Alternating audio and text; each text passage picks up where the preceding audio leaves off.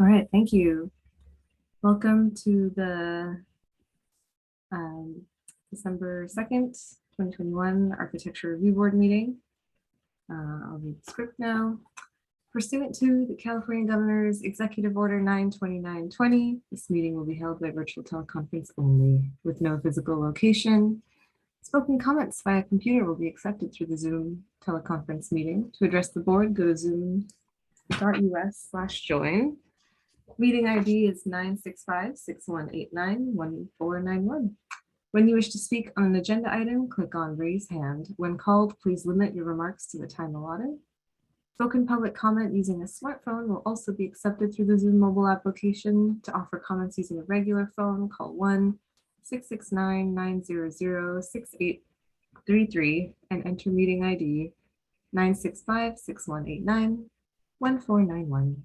When you wish to speak on an agenda item, click *9 on your phone so that we know you wish to speak.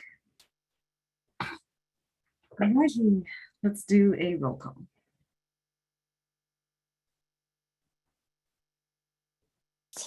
So, Chair Thompson, Present. Vice Chair Lee, Present. Board Member Baltai, Present. Board Member Hirsch, Present. Board Member Liu. Present. Thank you. We have a quorum. Thank you. Our next item is oral communications. The public may speak to any item not on the agenda. Do we have any members of the public that wish to speak? Yeah, right now we have one raised hand by, no, we don't have any raised hand. Moment. Okay, thank you. The next item is agenda changes, additions, and deletions. And no changes at this time. Okay, thank you. Our next item is city official reports. Yes, so I think Medina you can bring that up. We just have our next hearing. Let's see, would normally be December 16th, but that meeting's going to be canceled. We are going to have a special meeting though instead. I believe everyone's able to attend December 9th in the afternoon. We were going to have a special awards meeting so we can finalize the ARB awards. So I heard from most people, I think David and Osma, are you able to attend that Thursday afternoon on the 9th? Yes. Okay, wonderful. And yes, I believe so, at 1 p.m. Yes, exactly. Yes. Okay, so perfect. So on the 9th, we will have that special ARB awards meeting, and we hope to finalize the awards at that time. And as far as, so that will close out the year. And then we also have appointments that will be happening on December 13th by the council, because we have 3 openings. I know that Board Member Hirsch and Board Member Balte have applied again. And so we'll see the appointments that council does. And that would be it for official report. Thank you. Thank you, Jody. All right, we can go into our action items. And I believe we only have one today. So this item is the Castalia School Project, 1310 Bryant Street, architectural review application remanded by City Council for review of redesigned academic building that does not increase existing campus gross floor area. Alternative parking options, associated parking adjustment, and additional tree preservation proposal. All right, I'll ask the board if there are any disclosures before I give it over to staff. Board Member Balte. I'd like to disclose that I visited the site, walked around the site for quite a while, but I did not speak with anybody or learn anything not in the public record. Thank you. Board Member Hirsch. Visited the site within the last 2 months several times. during school times as well as other times to look at the site. Not getting access to the campus, but walking the perimeter and noting traffic issues, Thank you. basically. Board Member Liu? Sure. So I did research into several items. So one is that I read the non-complying facility section of our code, which is 18.70.100. It's mentioned in the staff report, but I actually read the entire section. Two, I looked at the Packard Foundation in downtown Los Altos, and I downloaded a plan and reviewed all the dimensions. Also, I looked at the dimensions for the JLS and Fairmeadow schools on East Meadow in Palo Alto. And then fourth is I looked at several buildings at Stanford that have portals. I think in past meetings, board member Hirsch has mentioned having some sort of portal through the building to the circle on Kellogg. And so I did look at Braun Music School, Green Earth Sciences, Thornton Center, and the Littlefield Center. And that's it. Thank you, Board Member Liu. Vice Chair Lee? Also visited the perimeter of the site. Thank you. And I also visited the site, and I also rewatched the council meeting that happened on May 29th. All right, I'll hand it over to staff.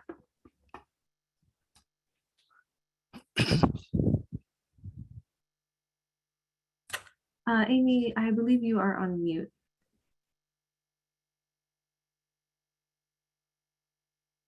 Or we can't hear you. Yeah, I don't think it's mute. I think it's something else.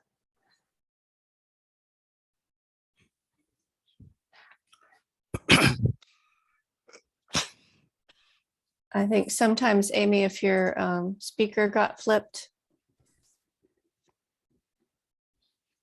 Not yet. Nope. And you might Or need if you to have change headphones. your speaker settings.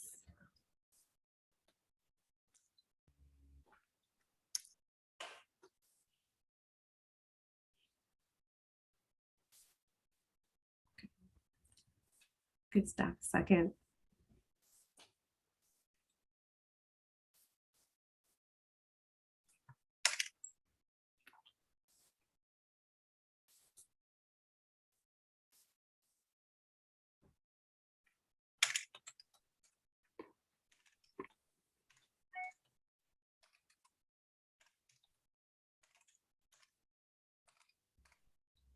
We're still not able to hear you.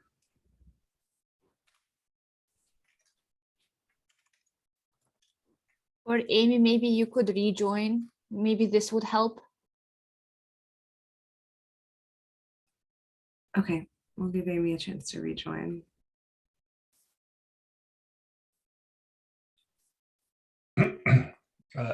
Chair Thompson, if I can, Jonathan Late, Director for Planning and Development Services. Maybe we just take a 5-minute break to work out our technical issues. She may have to reboot and come back online. Okay. Okay, so we'll just take just a couple minutes to sort that out. And Medina, if you can just go to the pause screen for us for a moment. Okay. Yeah, we can come back at 8:45. Okay.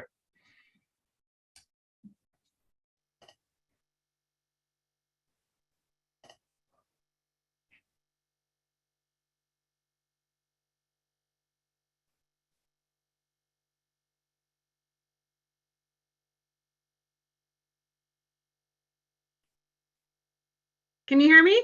Yes, we can. I can hear you, Amy, now. Hey. Phew. John's telling me to reboot my system. Thanks, John. I'm on. Yeah, okay, so we did a 5-minute pause. Medina, can you put up a green screen that says 5-minute pause? It says we'll come back at 8:45. And pause the recording, please. Yeah, just a moment. Yeah, I was on before 8:30 and Gosh, I was saying hello and maybe that's why no one said hello back. I did actually hear you earlier, Amy. So that is crazy. Really? Huh, okay. Alrighty Okay. then, let me make 3 sure I minutes. have my, I don't want any more delays. I'm gonna go ahead and, I'm not sharing my screen yet, correct? No. Okay, Okay. 2-minute break.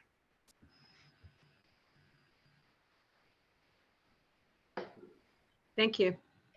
John, I'm sorry, I need to be able to figure out how to turn off my notifications. So I can walk you through that, Amy. Okay, Okay, so if you go up to your Teams window okay, and you see your icon in the upper right, Teams. Here? No. Where? well, I'm not seeing Oh, your screen. You don't. you're need to right. show. But in the upper, if you go to the Upper if you go to the left, chat phase, chat page. you can see that you've got your icon and there's a red dot Yes, there. yes. Click on that. Click on the red And dot. and then where you see where it says in the new window where it says busy, In the new there's a window. red dot and it says busy. Yes, Okay, click on that. that's your red dot from you. Okay. And then where it says do not disturb. No, On the I'm bottom. clicking on your red dot from you. And I Click don't know on where to mine, find click it. on yours. Yeah, I don't see mine. I don't know where to look from. Oh, at the very top. Got it. Oof. All right. Sign out. Busy. It says busy. Do not disturb. Got it. The one you want. Yay. Thank you. And you got a minute before you're on. Oh, but we're on. We took a break until 8:47. 8:47. Oh, okay, John, I translated that into, you got a minute to talk before we're on, but I feel like we're No, it's still you in got a minute to. No. So just so we're clear, we're not recording, but everybody who's a panelist is hearing our conversation. So that's Yes. applicant team consultants. May I please share my screen so when we come back, I don't have to fuddle around with that? And this is Mindy Romanowski on behalf of Castellia. Medina, there are 2 panelists that cannot get in. One of them is Mike Bellinger and one of them is Pauline Sousa. Do you want me to send you their emails again? Because they were on the list. Yes, please. I see, yeah, I don't see Pauline in the attendees. Okay. I'm going to Yeah. send you an email right now with Mike Bellinger and Pauline. Thank you. I appreciate it. Thank you. So Mindy, Mike Bench is actually Mike Bellinger. Oh, okay. So you, Mike Bellinger's in the room. It's just the wrong name. So Mike, can you change your name? You should be able to rename yourself. Actually, I could rename you.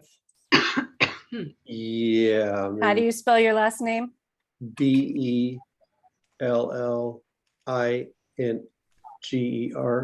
Actually, I guess I could do it here. Here, let me see. I think I just did it. So Mike, if you look at the screen, I think I changed your name. Correct. Oh, thank you. Okay. So Medina, I'm just going to send you Pauline's email right now. Mm-hmm. Yeah. Thank you. Appreciate it. And thanks, Catherine, for suggesting that I use button F4 to turn on my microphone button. I didn't try that. I will some other time. Apparently now it's working. That's for Catherine Waugh. Thanks for joining, Catherine.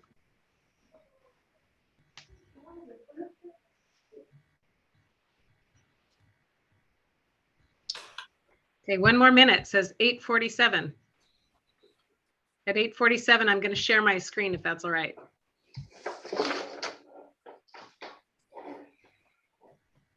Oh, it is 8:47. Here we go. And then make sure that board member Alta and Vice Chair Lee are here.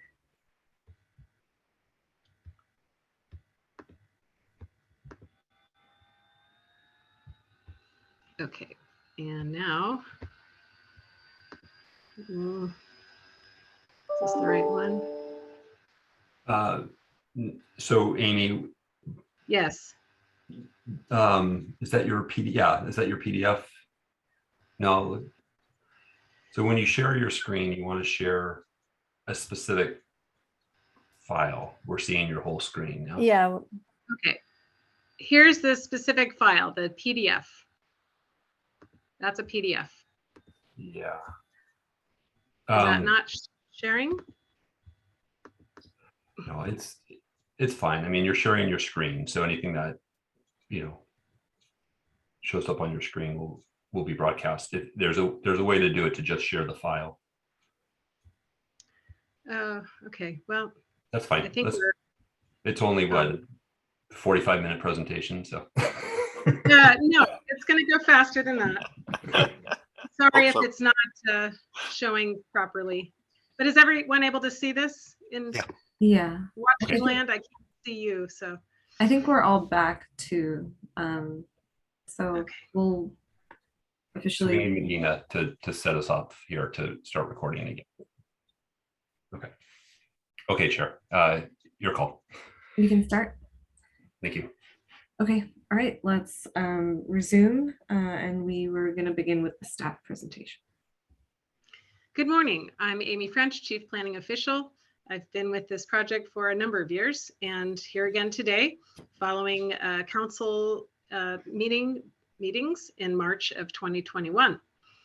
Today will be a brief overview of the ARB's 2020 action that suggested coming back to a subcommittee for a number of items, specifically 8. We'll just briefly cover the council motions, specifically pertaining to the ARB's purview, and there's others that are of interest to the ARB and we welcome comments on. We'll touch on the trees, some changes there to improve tree protection zones, etc. Some site revisions and some building revisions. We'll talk about some of the parking options that the applicants presented and the requested parking adjustment that was responsive to the council's motion. And then we'll have the applicant present, of course, ARB questions after staff, ARB questions after the applicant presents. We'll hear from the community, public testimony, and then get to ARB comments following that. And then we ask that the ARB continue the hearing to a date uncertain. So today we have the overview.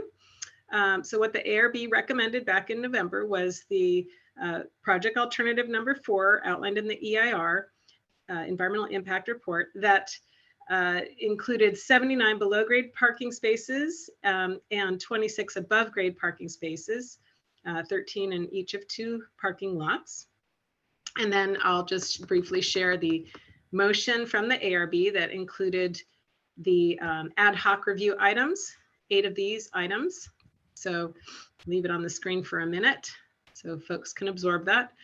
The ARB did spend quite a while on the massaging of the street facades, as well as some other items here. So the purpose of today is not to go through all of the ad hoc items, the response to those. We're really focused on higher level items. So now I'll share the council motion that requested specifically ARB review, which was to ask for a re-review of the academic building. And that is partly due to the need to reduce gross floor area. There was an error that was found that attributed basement area to above grade gross floor area. And that was discovered back in March. And the applicant remedied that with a plan submittal back in May. There's been a few submittals since, responsive to staff's requests. So there were other items that went to specifically to staff and the Planning and Transportation Commission.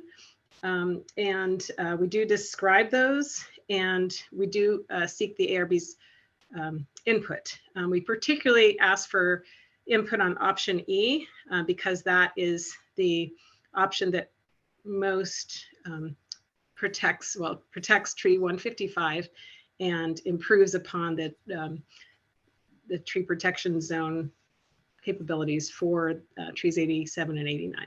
And we do have urban forestry staff here today. We also have these other council motions of interest. As noted, the tree protection measures, we did spend quite a bit of time. We hired an independent third-party consultant to go over the trees and provide recommendations, working with urban forestry. We also received the construction phasing alternatives. As you recall from back in November, the proposal of the project is to have Speaker Field provide the temporary campus during construction of the academic building. And that timeline was approximately 34 months. What the applicant responded to, because the council asked, was what else is available. And they looked at the circle, but that really adds a lot of time and concern to the community for the extended amount of construction time and delay. Then the offsite location, which is shorter, 21 months, that there's no location identified for that. We also had an independent consultant to analyze and provide summaries, laser counting and all of that of the gross floor area on campus that exists.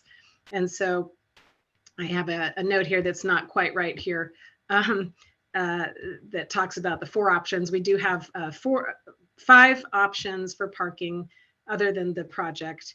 And one of those, option C, has a 57 space parking lot below grade. And then there are others with 52 spaces and then one with a 69 space parking lot. So the parking adjustment that the applicant submitted says 9%. That went along with option D. The director supports the option E with the 14.4% reduction in parking spaces.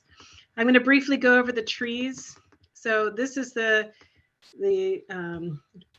very notable tree, tree 89. It's shown here next to the proposed pool location. And as you see here with the red, there's a bit of encroachment into that tree. This is the tree protection zone. This is the canopy of the tree.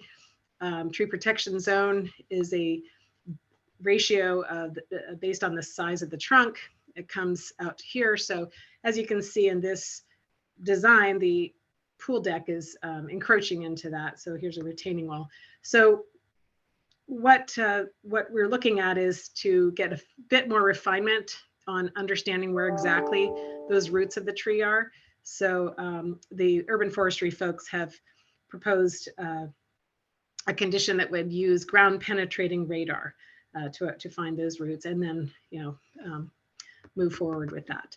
So just showing again, tree protection improvements to tree 89 with the project itself and with the option E being further improvement. So these are, this is the project showing the staircase. This was ARB had asked for relocation of that staircase from the tree protection zone of tree 89. And that has been accomplished here in the project plan set and options A through D. As well, the transformer that had been located in that tree protection zone has been moved in the project plans over to next to the academic building in that parking lot there. Oops.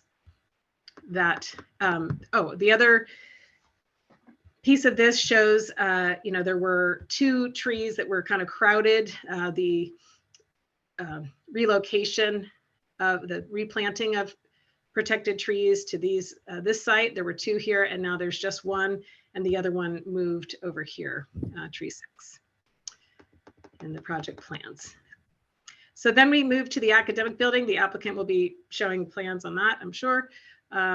Basically, there were in the plans that the applicant prepared, it showed the 2 areas where the gross floor area was adjusted. This area being the adjustment because of the way the code reads and what's covered. This is an uncovered courtyard that does not count as gross floor area. Then they remove the roof here and here, so and it's open to the courtyard. These don't open out to the street. the way this was calculated, the thickness of the timbers, the openness of the trellis made it so it did not count. We have in the staff report this table. So the upshot of this study that the staff had prepared was that the existing campus has basically 138,000 and change square feet because of volumetric counting of the second and third floor equivalencies. Without those, it's about 114,000. Then the proposal is about 111,000 if you discount the gym's volumetric area, which is to be retained. The other building that had volumetric area was the Leonard Ely Arts Building that had second floor equivalency, and that is to be demolished in the proposal. So of course, the applicant will show, this is kind of going off my screen. The applicant will show their approach to modification to the building. This is what the ARB saw back in November. There's been no changes to materials. And this just shows the Kellogg Avenue elevation before and after images. There are no new images for that. No changes on that street elevation.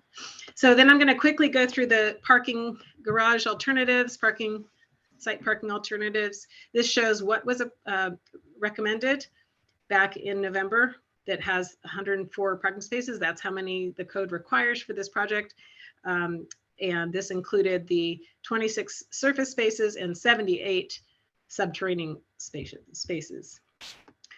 The options, there are 5 as noted. Option A does not require a parking adjustment, 52 below grade, 52 at surface, no parking adjustment requested. However, the parking spaces are shown on the field where they have academic programs, physical education. Option B shows 52 below grade, 31 at surface. So you can see where the red spaces are. 5 spaces were added over on this side to the surface spaces. Then we have option C. Also, this has 57 spaces below grade and 26 at surface. So the same 13 and 13 at these parking lots, and 57 below. That would require a parking adjustment of 20%.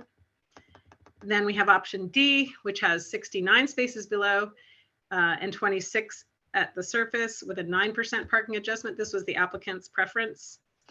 However, the 69 spaces exceed the 52 that the council had requested half the required spaces be located below grade.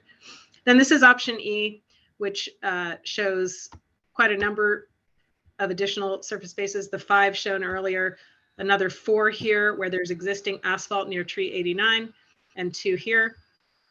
What this does is remove the ramp down and it saves tree 155. I have some other images to show that with close-ups. So these are the 3 trees that are option E improves, saving 155 that's in a planter here, moving the pool, adjusting it, putting the staircase here outside the tree protection zone, and improving also tree 87. So the pool deck is farther away than the other options.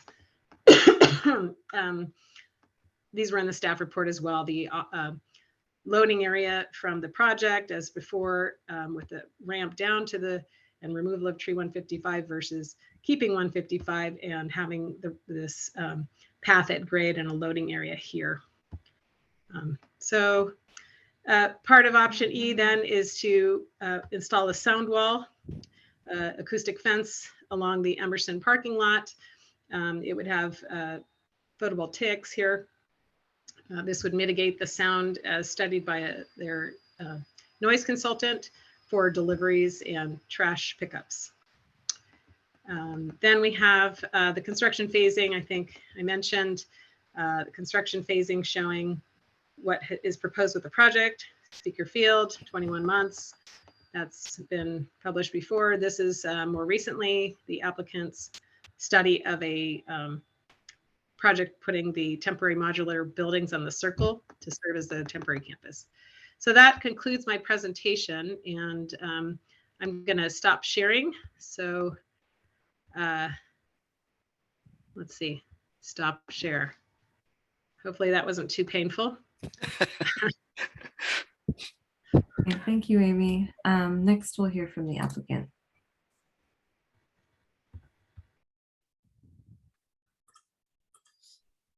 Good morning, everybody. I'm going to share my screen. I think Oh, sorry. I might go first, Adam. Sorry, it just took me a second to And get for- on screen. For Is that the right? For the applicant team, I'd like whoever speaks to state and spell their name for the record. And then collectively, you'll have 10 minutes. Okay, great. Thank you. This is Nancy, Nanci Kaufman, Kauffman, head of school at Castellia. Thank you, Amy. Thank you, Chair Thompson and board members for this opportunity to discuss our project with you. We look forward to gaining the benefit of your expertise. We are excited to return with a further modified plan. We believe this will bring the project to fruition after 5.5 years in the official city process and a total of 9 years in which we've engaged the city and neighbors about our plan. This process has required iteration, patience, compromise, and the result is a project that will benefit the school, our neighborhood, the city, and the world through the many girls who will be educated on our campus. You are very familiar with our proposal, but it's important to reiterate that although our modernization is often referred to as an expansion, it is anything but. Our revised plan actually reduces our footprint and above grade square footage, increases setbacks, moving our buildings further back from the curb, lowers roof lines, takes cars off the street, and reduces campus events and traffic. In response to direction from City Council, we've worked with city staff and our architects to make further reductions and modifications with regard to parking, trees, and square footage. I'll start with the parking. Our neighbors want cars off the road. Castellia does too. We agree with your assessment last year that underground parking is a superior design solution. The comprehensive plan supports that as well. With this proposal, we followed council's direction to further reduce underground parking. We've submitted 5 alternative parking configurations and a parking adjustment request. All options meet Castellia's objections to better protect trees and reduce construction impact, but one option, option A, does not meet the project objectives as it would eliminate a large portion of our only athletic field. We work with city staff and outside consultants to clarify the tree protection zones and made modifications. There are 2 alternatives that will be shared by our architects. Both alternatives achieve greater tree protection and reduce noise associated with deliveries. We're thrilled to hear recently that the city's Department of Urban Forestry has blessed our tree protection plan. Council asked us to reduce the buildings to comport with historic permits, and we have complied, eliminating 1,830 square feet to align with the permitted square footage. The City Council also asked that the massing along Kellogg be reviewed. The work we did with you last year was critical to achieving neighborhood compatibility, particularly along Kellogg. So in response to your feedback, we made significant modifications, including varying roof heights, adding balconies, and updating facade materials. We understand that some Kellogg neighbors worry that further reduction in massing would create a more porous campus. So we look forward to guidance from you as to whether any further adjustments to the Kellogg frontage is necessary. Thank you for all you've done to help us refine our plans to improve the neighborhood aesthetic and tranquility through a beautiful design, a rich native landscape that includes the addition of over 100 trees and a robust TBM program. Again, we look to your guidance and expertise to get this project to the finish line. Thank you. Take it away, Adam. All right. Let me just make sure everyone can see the presentation screen. And don't forget to state and spell your name for the record. Yes, my name is Adam Woltag with WRNS Studio, last name WOLTAG. Good morning, council members, or committee members, appreciate your time. We are going to touch on these 4 points in our presentation this morning. We're going to begin with building massing. We've worked on the massing of this project a lot, and we deeply appreciate the input from this committee that has influenced the design and made this project better.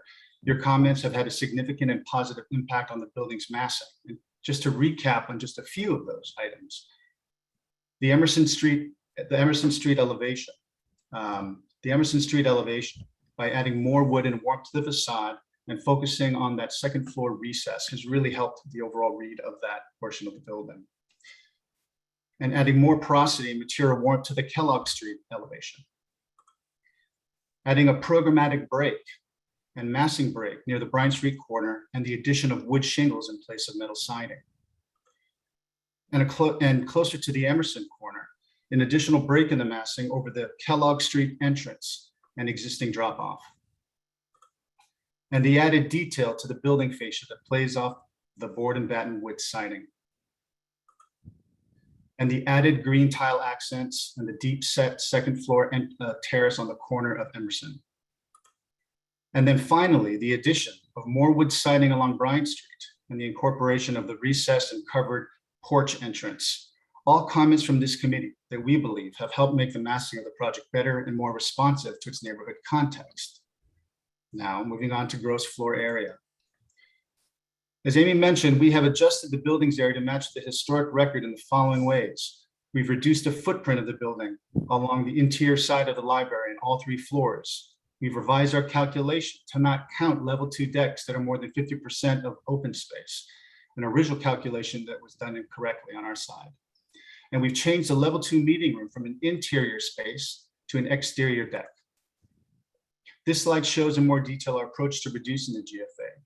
The 3D rendering is a view of the revised Deck D that was once interior program space and has now evolved into a trellised outdoor space that overlooks a circle that we all feel is much improved on what was originally designed. In summary, this table illustrates that the proposed GFA in green of the project is less than the existing GFA in red of the current campus. Moving on to tree protection and the parking options. So the council has asked our team to shrink the garage footprint in an effort to reduce the number of below grade parking spaces and to further reduce impacts on the garage on the surrounding trees. We have looked at several ways to do this, and they are reflected in options A through D. All of these options pull back the garage footprint even further away from the trees located at the southwest corner of the playing fields, and thereby reduce the number of cars parked below grade. We have also looked at the area around tree 89 to the west of the pool, the red dashed line indicating the tree protection zone. And note the exterior pool egress stair and building transformer and switchgear fall partially within that protection zone. Here's a plan of that area and a more detailed view of the proposed location. Important to note that the location of the transformer is now located over 70 feet from the corner of Emerson. Now moving on to option E for the tree protection plan. Upon further request from staff to protect additional trees, specifically tree 155, a tree located on the interior of campus and not in the best of shape, we've developed option E. Note that E incorporates the same protection measures of the below grade parking approach as options A and B, although there are a few key things to point out to this committee. Option E does allow for more surface parking spaces indicated in red. Note that the spaces located near tree 89 are designed with permeable surfaces that will allow water infiltration to support the tree health. In order to achieve this, the design proposes shifting the pool 20 feet to the east and relocates below grade programs such as trash, recycling, loading and deliveries, and the driveway that provides access to them to grade, shown in yellow dashed area. In order to help address any noise impact, we need to provide an acoustic wall that runs along Emerson that stretches west from the Kellogg corner towards the pool wall. These plans indicate the current design on the left and the proposed design on the right. Here's a more detailed section of the proposed acoustic wall as it would appear along Emerson. And again, just noting that this is set back, the wall is set back from the sidewalk by a landscaped area that incorporates landscaped area. In closing, we've received a lot of great input along the way, and I want to state that we've also been able to remain focused on designing a building that not only reflects Castellet's mission, but also supports and in some cases exceeds the city's sustainability goals as defined in your climate action plan around reducing carbon emissions, stormwater management, energy use and generation, and health and wellness. These are the same core tenets that have guided our design from the start. And on behalf of our team, I'd like to thank you for your prior critique and your vote of support. As stated earlier, it's made the building better, one that we all feel will serve Castellea community, the neighborhood, and the city of Palo Alto. Thank you. Thank you. That was really good timing. We still have 30 seconds left. I'll hand that back to whoever wants it. Okay. Next, I believe we will hear from the public.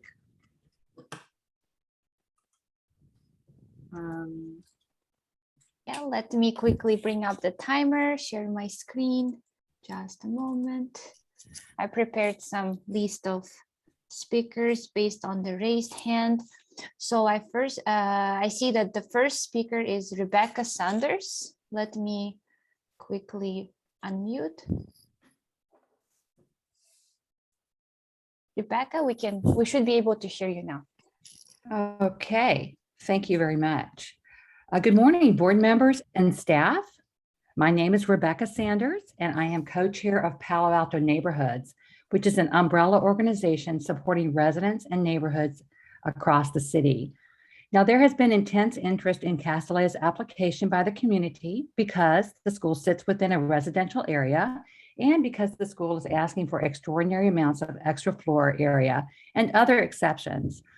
PAN has voted to have me express our concerns and encourage better solutions. Recently, when another applicant with an R1 site came to council and asked for unprecedented exceptions, our mayor suggested that they come back with something that complies with the law. Now, none of the 5 parking proposals before you today complies because all would add way more floor area to the site than is allowed. The council hasn't agreed it will even allow that extra floor area, and there may be significant legal obstacles as well.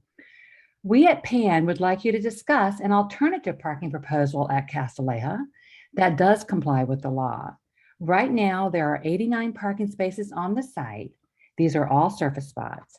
If Castellea adopts a TDM that earns them the 20% parking reduction as an option C, they will only need to provide 83 parking spaces in total. So they can actually remove 6 of the current surface spaces and fully meet their parking requirements. So no huge underground garage is needed at all. There are so many benefits to this alternative. One wonders why it isn't at the very top of our list. It would save millions of dollars of construction costs. It's far better for the environment, eliminates the need to excavate this massive hole, pouring tons of concrete, disrupting underground water flow. With no garage, the driveways and ramps leading to it aren't needed, which means Castellea gets an estimated extra 4,000 square feet of surface land to use. Having no garage helps both neighbors and commuters on Embarcadero by avoiding this enormous disruption caused by construction. And this is the exciting part. Get this, without the garage, the city doesn't have to decide whether to grant a giant exemption to Castellea for the underground facility at all, because not a single extra square foot of floor area is needed. So just like our mayor suggested to that other applicant a month ago, here's a way Castellea can come back with a project that complies with the law. We've heard just one objection to eliminating the garage, namely that surface parking isn't so attractive. But the neighbors are not objecting to the current surface parking on Castellea, which this proposal actually reduces. We are sure you can recommend ways to further screen the remaining surface parking, should anyone even deem that necessary. So please don't consider just the 5 options given to you, but suggest better ones like this. Let's get way out of the box. We'll be helping the environment, the school, and our entire community. Thank you all very much for your service. Okay, thank you. Our next speaker is Kath Garber. Good morning. Thank you for your time that you've put into reviewing this proposal from Castellea. My name's Catherine Garber. I'm a resident and practicing architect living in Palo Alto. Over the past several years, Castellea has been adjusting their plans to comply with Palo Alto's municipal codes and be responsive to neighbors, planning, transportation, HRB, your board, and to the city council's comments. During the March hearings, council directed Castellia to bring the plans back to you for your review.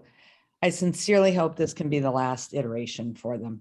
As I understand it, with this submittal, Castellia is now fully in compliance with the Palo Alto municipal GFA requirements. And I also wanted to add, from my perspective as an architect, that the modifications that Castellia is proposing to Emerson Street and their pool are reasonable and I think thoughtful responses. Proposal 1 moves the pool and transformer to further protect tree 89 and preserve 155. This change means that the deliveries will no longer be moved to below grade, but I thought the acoustic fence to attenuate the sound was a nice solution. And proposal 2, that leaves the pool where it is, but makes 2 adjustments to the stair and to the electrical transformation. This change also serves to further protect that beautiful tree 89, but still allows for deliveries to be moved below grade, improving the ambient noise. I feel for Castellia that this process has taken so long, and I hope that the city's governing boards can conclude the review and approve their project. Thanks so much for your time. Thank you. Our next speaker is Roger McCarthy. Can you hear me? Yes, we can. Hello, my name is Roger McCarthy. I live about a mile from Castellia on Waverly Street. And thank you for listening to me today and for your service on the board, which I know takes much more time than anybody recognizes. I have no association with Castellia, past or present. I've never sent a child there. In 40 years that I have lived locally, I don't think I've ever set foot in the place. My interest in this project stems solely from my technological leadership positions and my concerns as a Palo Alto citizen. I am an officer and the treasurer of the National Academy of Engineering. I'm a member of the governing board of the National Research Council, and I'm a director of the National Academies Corporation. The National Academies were chartered in 1863 by Abraham Lincoln as an independent body to advise the nation on issues related to science and engineering, and now medicine. In my position, I have a national perspective on our country's acute shortage of women in the STEM fields. For example, our low percentage of women becoming doctors puts us in the ranks of the most misogynistic nations in the world. Virtually every study that has ever addressed the issue has found women are far more likely to enter STEM fields in an all-girls secondary school environment. And we have one of the best right here in our backyards. My concern in addressing you today is that for years, we have traded the NIMBY interest of a few dozen residents while we have denied at least 1,000 women a Castellia education in the years this has dragged on. Worse yet, the engine of this denial, which has been alluded to many times already in remarks, is been the nitpicking requirements of R1 zoning, which, do the research yourselves, people.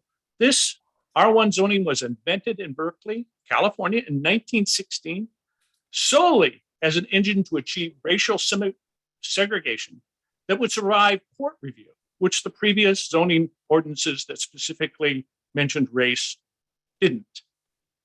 So it's probably fitting that this vehicle is now being used to deny women, discriminate against them, a further education.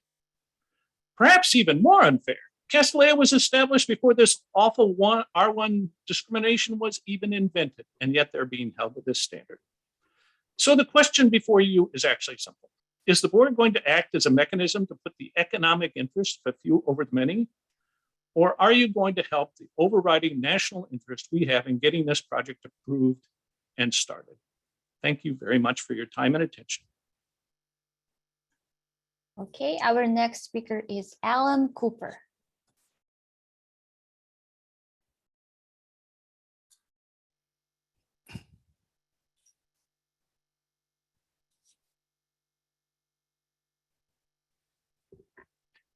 Good morning. I hope you can hear me now. I'm Alan Cooper and I live across the street from Castellia on Kellogg Avenue. I wish to address 2 topics for the ARB consideration. First, construction phasing, and second, Kellogg driveway design for traffic safety.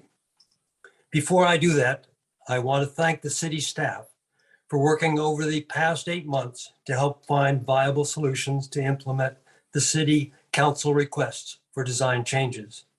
And I strongly support the city staff option E. Construction phasing to me is high priority to minimize the impact on neighbors and surrounding roads. I hope the ARB will strongly support and promote the option to have Castellea find a temporary off-site campus so that total construction time might be only 21 months. This option would greatly improve traffic safety in the area by keeping student-related traffic away from the massive construction site. Secondly, I would ask that the ARB look closely at the driveway design on the Kellogg side of the school to put more cars in the waiting queue for student drop-off and pickup. This week, I sent ARB members an email with pictures illustrating the dangerous traffic situation at time of student pickup, occurring many days. Cars were stopped in traffic lanes and impatient drivers were speeding the wrong way in the oncoming lane to get around stopped cars. If this is a problem now, it will be far worse with more students. Castellea has not been able to solve this problem in the past 8 months. I see 2 possible solutions for consideration. Extend the Kellogg driveway all the way to the Bryant Street entrance. This would be a 150% increase in driveway length to accommodate more waiting cars. Alternatively, paint the curb red along Kellogg so that the cars could wait out of the active traffic lanes. I thank you for your time and consideration. Thank you. Our next speaker is Tom Shannon. Good morning. Can you hear me? Yes, we can. Thank you. Good morning, members of the ARB. Like you, this is the first time we neighbors have really had an opportunity to review this revised plan. As noted, the buildings, parking, and designs have changed substantially, and in some cases, we're very pleased with those changes. However, I have 3 very specific questions. In the previous plan, Castellea represented to the neighbors that all school buses would be used on the inner circle for student drop-offs and pickups. Is that still the case under this revised plan? 2, how will the semi-trucks and the large big rig truck deliveries, along with the green waste garbage trucks, navigate this site? Currently, most of this activity occurs 5 to 6 days a week from 6 to 7 a.m. and is a major disturbance to the neighborhood. Neighbors would appreciate having the city set up a condition prohibiting big rigs, semis, and tractor trailer trucks from making such deliveries to the school.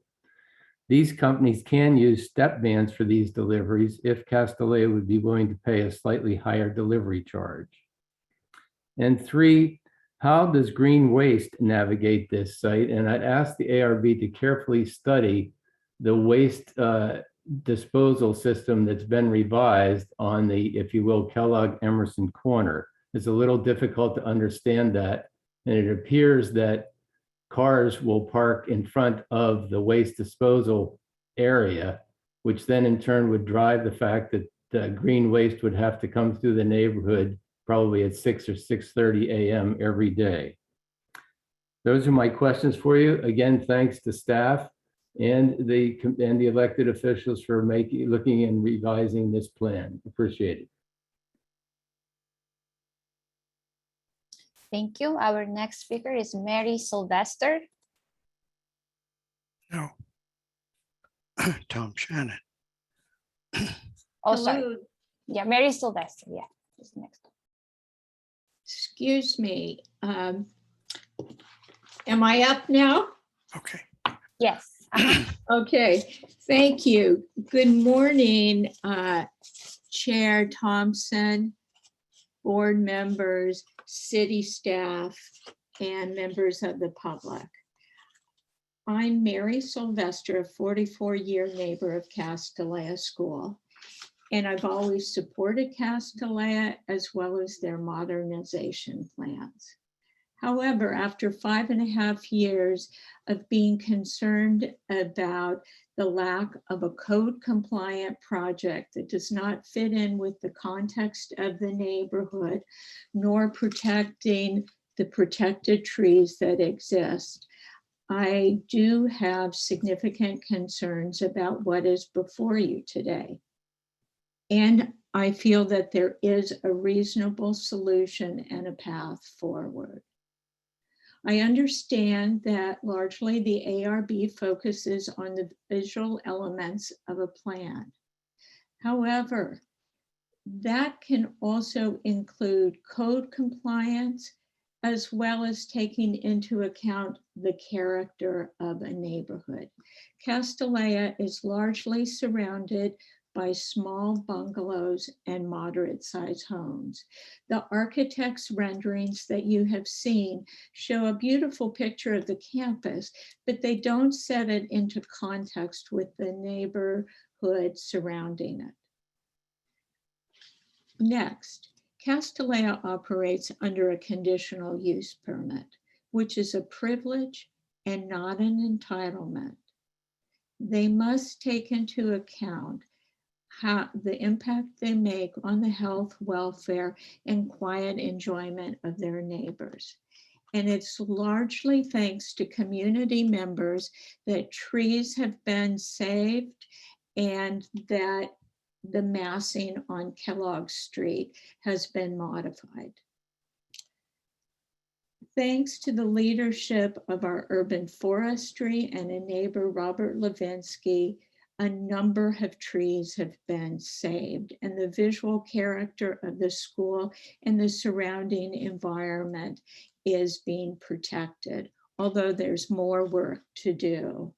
Let's get rid of the underground garage. It's an oxymoron to call it an environmentally superior option, with thousands of tons of greenhouse gases being produced by the excavation, building, and operation of the structure. Many other private schools on the peninsula do not allow students to drive. Under their CUP, driving should be considered a privilege, not an entitlement. Do not threaten the well-being of a neighborhood by allowing this garage and increased traffic to go through. Shuttling and public transportation can work very well. Thank you.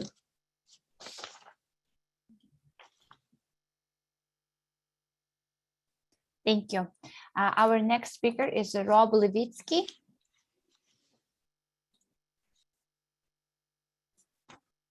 Hello, ARB. After 5.5 years of claiming that their proposed design was following all the rules of the tree ordinance, I see a last-minute submission dated November 3rd, making an attempt to back the pool away from tree 89 and tree 87. It's the last page in the last set of documents, and they label it Scheme E. I only wish that Castellea and the planning department and the EIR consultant had respected the protected trees on the site for the last 5.5 years, in particular oak trees 87, 89, 102, 140, 155, and redwoods 115 to 120, many of which they plan to just kill. For 5 years, the tree protection zones, which is the circle around the tree where they're supposed to stay away from construction, these circles were not accurately drawn on any of the drawings, any of them, misleading everyone who looked at the drawings for impacts to trees. Only after repeated requests did accurate tree protection zones appear on a drawing and exposing the impacts to the trees, like tree 89, with trenches for electrical and water lines, a swimming pool, stairwells, 2,000 amp transformer on a giant concrete pad, all in the tree protection zone. Castellea architects didn't care, planning didn't care, EIR consultant didn't care. Fortunately, some neighbors did care. I'm happy that finally the trees are being respected.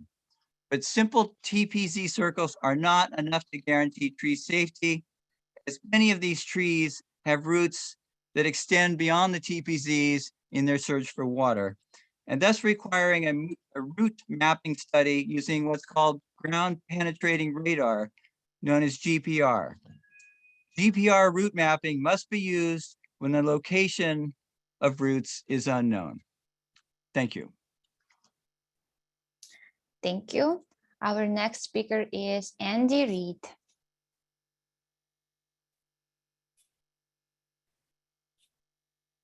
Good morning, board members. Castellea is proposing to replace 5 older buildings with 1 large new building. As a neighbor, I would be pleased to see the school modernized and rebuilt, but with a lower profile than proposed. Thanks very much to the city for requiring the school retain housing stock and the ongoing work to save trees. Today, I would like to discuss the big picture, as all of the pieces need to be considered together. The staff report you are reviewing compares the latest iteration with an iteration you saw a year ago, rather than comparing it to the existing campus. For example, it is important to note that the size of the proposed gross floor area, which the new report says is around 128,000 square feet, significantly exceeds gross floor area allowed by code, which is 81,000 square feet. An important piece of information. Some of the buildings were built prior to current code, and some after current code were established, but apparently didn't get reviewed for gross floor area. To build the 111,000 square feet the school is proposing, a variance has been submitted. The school says that the large size of their site is a hardship, but they increased it themselves when they added the 200 block of Melville in 1992 and merged 6 residential lots into the school. So it doesn't qualify on the basis of size. Also, the suggestion that a text amendment that only Castellea would qualify for, that would allow the school to build an underground garage without adding the square footage, seems to sidestep the issue that the school is asking for too much. We suggest reducing the footprint of the 1 large building would satisfy both of these issues. Today's discussion also covers on-site parking spaces. When they talk about shifting the pool, again, that's iteration to iteration, and it doesn't explain that they already have a pool, and moving it loses 60 surface parking spaces. Today, there are currently 89 parking spaces on site per the Fair and Piers report, footnote number 5 in the staff report. As you review the 5 parking schemes, please note that the statements indicating they will have to add surface parking is confusing because they show surface parking at 26 spaces when there are in fact 89. The school's plans actually reduce surface parking by more than 60 spaces. The big picture here is that by removing on-site parking in order to move the pool in order to accommodate a very large building, the school creates a need that is already satisfied with current conditions. Thank you.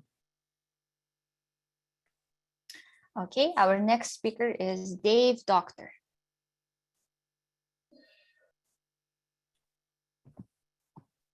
Okay, am I live here? Yes, we can hear you. Hi, good morning, ARB board members. My name is David Doctor, formerly planning arborist with the city of Palo Alto. For this project, I'm commending staff in commissioning the cohesive tree report addendums for the project prepared by the arborist consultant, Michelle Lazowski. In today's staff report, Director Late stated that staff welcomes ARB feedback on additional measures that may be necessary to preserve protected trees. So I propose that you direct staff in your input today to include a standard condition of approval for a tree security deposit requirement for important at-risk trees. It's an important tool for the true mitigation of trees in the event that they're lost due to project construction, and has been used numerous times in Palo Alto on Palo Alto projects. The exact language for the security deposit, it's available from urban forestry staff, as well as the record of previous project approvals. That the deposit is responsibly maintained and housed by the urban forestry fund duties. The security deposit should apply to significant trees to be transplanted and those at-risk trees subject to foreseeable root impacts, such as Coast Live Oak 89, Tree 155. Problems occur when a general contractor is juggling and scheduling the multitude of phases and subcontractors that are all planned to perform sensitive work under the root zone of trees, like Tree 89 and 155. The deposit acts as a financial incentive to responsibly care for the transplanted trees on or stored offsite, and for general contractor to avoid sloppy management of his team.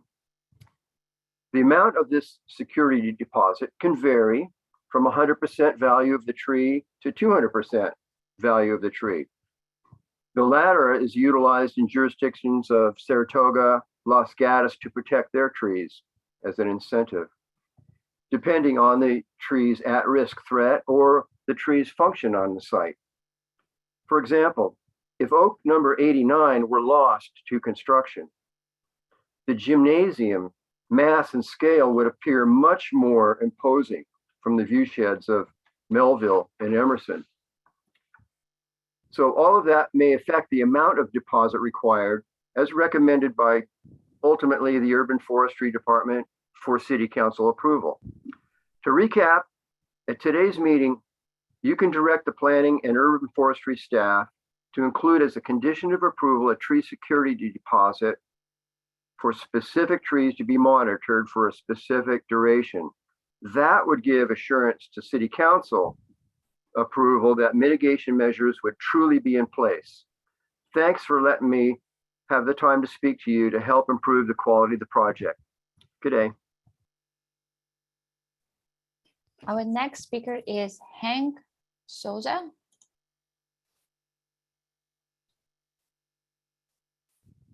Hello, board members. My name's Hank Souza. I live in the 100 block of Melville, 185 feet from the school. There are lots of numbers associated with the proposed Castellea School expansion, and my talk will cover two of them, parking spaces and enrollment. Currently, there are 86 parking spots on campus per the plans. This number of parking spaces allows the school to enroll 448 students. The current enrollment is 426. Many of us neighbors feel an enrollment increase of 8% granted by the city is acceptable. Why 8%? Because there is historical precedent. When the current CUP was approved in 2000, that was the figure allowed by the city. According to code, the current number of on-campus parking spaces is sufficient to park an enrollment of 448. In addition, the head of school has said numerous times that 448 was the optimum pedagogical teaching number. So there is no need for a garage of any kind, especially one that is underground, as its construction raises a whole host of other problems. These problems concern the water table, the removal of thousands of yards of soil, and pouring large amounts of concrete to make a car storage bunker that can never be removed. No garage construction allows the project to be completed in 3 years instead of 5. Since many of the close-in residents are well into their senior years, the construction timetable becomes important. In lieu of several hundred drop-offs that now occur daily at the school, please mandate that parents drop their kids off at satellite sites. Castellea shuttles would then take the girls to school. You may also want to mandate that girls no longer drive themselves, or only senior girls be allowed to do so. All these suggestions would help limit the number of cars converging on the neighborhood. This is clearly the environmentally superior alternative, despite what the school's lawyer has been saying. Thanks for listening to our concerns. Our next speaker is Kimberly Wong. Hello. Yes. Just recently I saw a sign on an above ground open garage at the Stanford Shopping Center at the Arboretum and Quarry Road parking lot in Palo Alto. It was quite alarming. The sign reads, "Warning, breathing the air in this parking garage can expose you to chemicals including carbon monoxide and gasoline or diesel engine exhaust, which are known to the state of California to cause cancer and birth defects or other reproductive harm. Do not stay in this area longer than necessary." Breathing toxic fumes in an underground garage that students and staff have to walk through would be much worse. So why is Castellea proposing plans with 5 garage designs and not one without a garage? I urge that the Architectural Review Board not approve garage plans at all. Building an underground garage, even with half the spaces, still requires almost as much excavation and will not reduce the time to build it. It will be still built too close to homes, protected trees, and utility lines. Even if it can be structurally sound, the construction and use of it will cause countless safety and health hazards to commuters on the Bike Boulevard, neighboring community, students, and staff for now and in the future. Why not modernize the classroom buildings as phase 1 if that is Castellea's primary goal, and not to expand? Why build the garage to support the 30% increase in enrollment before Castellea can prove that it can manage its TDM? It will be easy to build, but difficult to remove later. Thank you. Our next speaker is Julia Ishiyama.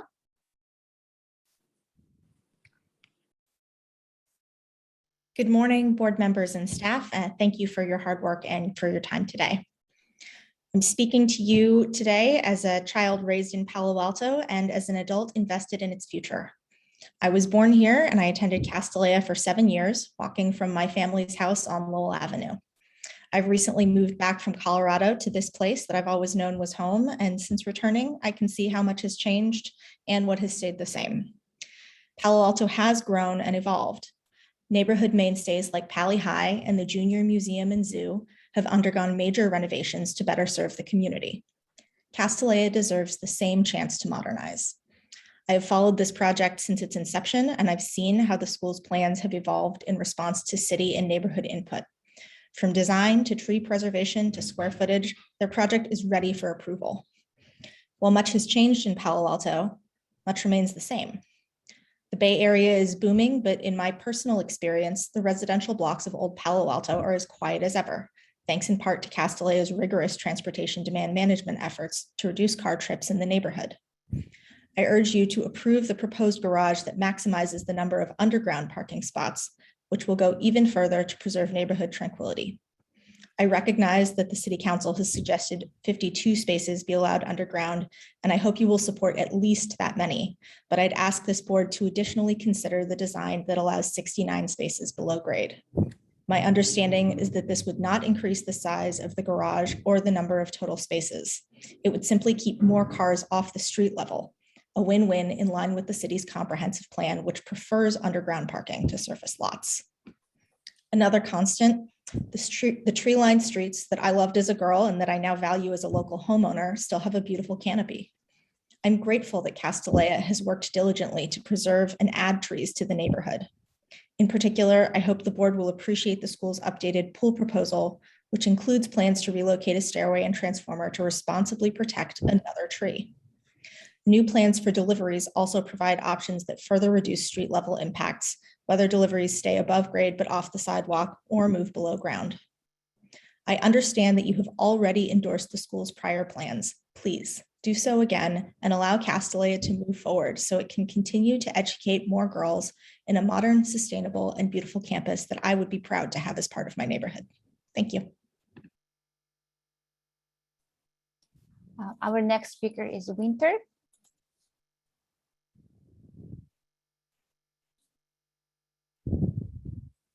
Yes, Winter Dellenbach. I am very relieved to hear that the city urban forester has required that ground penetrating radar will be used to confirm where the roots are on tree 89. Of course, current plans may need to be changed depending on the findings from that using ground penetrating radar. I urge that the urban forester extend the use of ground penetrating radar to oak tree number 102 and 155, possibly to others, to ensure long-term survival. I also asked the urban forester, Peter Gollinger, whom I'm assuming is attending this meeting, this question. Has the urban forester formally now signed off, because it hadn't before, not even during all of these years of this going through Cassie's plans going through the city process, it had never signed off on the tree protection plan. Has the urban forester now signed off indeed on that plan? I would like that to be answered during this meeting. I also want to support the notion of a tree security deposit requirement. I happen to know that that has been used in the city before. It is sensible, it is reasonable, and I strongly support that. I also want to say this regarding the construction phasing. Cassie's preferred option is to leave students on campus in temporary classrooms on Speaker Field. This is a vast reconstruction project, as we all realize, and I think it's really wrong-headed to think that students can be left on campus for underground and above ground construction. I spent 20 years as a practicing attorney, and attorneys become cognizant that of the standard best interest of the child in custody cases. I think that should be used here. The best interest of the child, the best interest of students. And that certainly isn't to use it during this kind of above ground and below ground reconstruction, when noise, dirt, commotion, excavation, toxics, heavy machinery are going to be used over a span of 34 to 58 months, possibly. It's completely unreasonable. It's unhealthy. Nobody's thinking about these students. It's the convenience of the school overall and not the students. And I really think that this is wrong-headed. I also want to know the answer to one of the questions. 20 square feet has been a portion for each student in these temporary classrooms. Does that meet the state standards? Would that question please be answered? Thank you. Okay, our last speaker is Cindy Chen.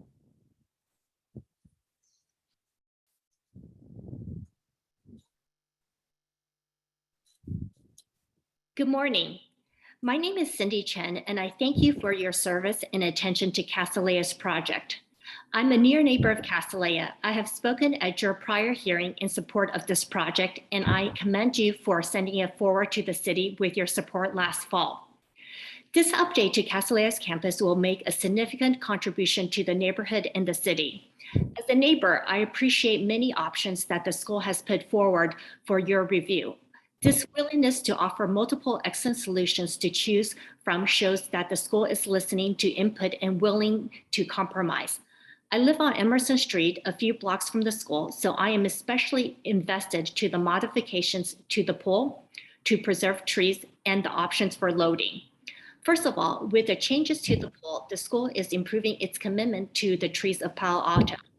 And let's not forget that the overall tree plan will increase the canopy and add over 100 new trees to campus. Second, both choices on Emerson Street vastly improves upon current conditions. With one option, deliveries move below ground. Either option will be a vast improvement for my street because the existing building on Emerson, an old wooden structure, desperately needs to be updated. Please weigh the options and help Castalia move forward with this project. Finally, the school has reduced the square footage to place the new structure in line with previous permitted square footage. With the changes to the massing that they have achieved after your feedback, including lower roof lines and increased setbacks, this building will be more beautiful and more suited to the scale of the neighborhood. I know from previous meetings that you see the inherent value in Castalia's proposal, and I appreciate your leadership. As a neighbor, I am ready for this exciting new project to begin. Please help facilitate this investment in the city. Thank you very much. Okay, Chair, that concludes our public comments for Castalia project. Thank you. Mhm. Typically, we allow the applicant, if they would like 10 minutes to respond to public comment. The applicant like to do this?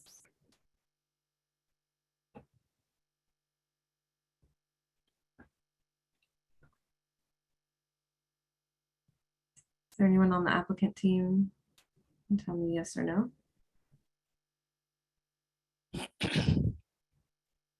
Hi, this is Mindy Romanowski. I'm Land Use Counsel for Castalia. Thank you for your time this morning, board members. I think what I'd like to do, there were a number of comments made that we have answers to on our team that I think I'll just hopefully not put my team members on the spot, but I think that they are very qualified to answer. So first, there was a question this morning about deliveries and trash pickup, kind of the frequency of that. And so I'd like to call upon Kathy Leyendecker, who can answer that question in terms of frequency, and then we can move on to some of the other issues that we heard. Thank you, Mindy, and thank you, ARB, for having us here today. The answer is somewhat nuanced, but I'll do my best to make it clear. We have very little activity before 6 and 7 a.m. The exception to that is the waste pickup, for which we have tried to move many, many times. And as others may know, who have tried this, it really seems hard to get that agency to change their schedule. So if anybody can help us with that, we'd be happy to get the help. But I think, as Mr. Shannon knows, we have tried repeatedly to get them to change those times. As in terms of large trucks, we don't have any, I think referred to as tractor trailer or semi trucks that come between 6 and 7 a.m. Our largest trucks come sort of in the middle of the day and only a couple of times a week. The other deliveries, which do happen every day, FedEx, the Postal Service, those kinds of things, that does happen every day, of course, as it does for for our neighbors as well. So hopefully I've adequately answered the frequency question. Okay, hi, this is Mindy again. I want to respond personally to a couple of comments that I heard, some themes by the public commenters, and I really first want to just express gratitude to all of the interested parties. Actually, I can turn my video on. To all of the interested parties who have taken time out of their days over the years.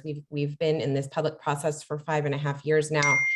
To be able to give input and arrive at this moment. It's really, and I also the tree work that's been done was, Mr. Levitsky said it better than I could. It really was at the neighbors' behest that we take a critical eye, sharpen our pencil, and do what we could to protect all of these trees. And I think we've arrived at a moment where Dave Doctor and Mr. Levitsky and many of the other neighbors are pleased to see where we've come.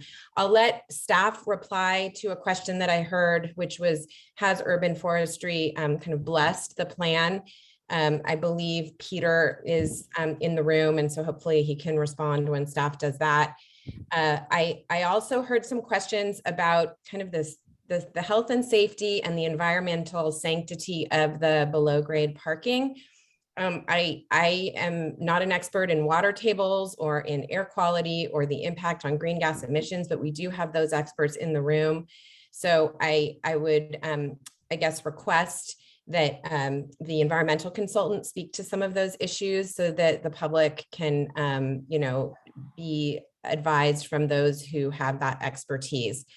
Because I do believe that the reason why the below grade parking is deemed environmentally superior is because that work has been done. I just also want to mention that the acoustic fence that's proposed with Scheme E that is for your consideration was studied by our noise consultant, and he is in the room if questions come up for that.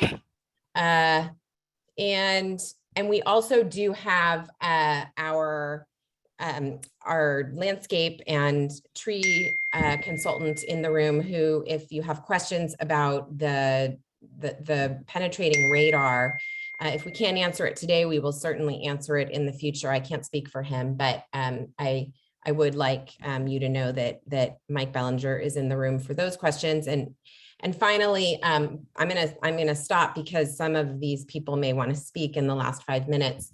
I want to sort of remind this group and anybody who's listening that this project is, it's been named many things, including expansion.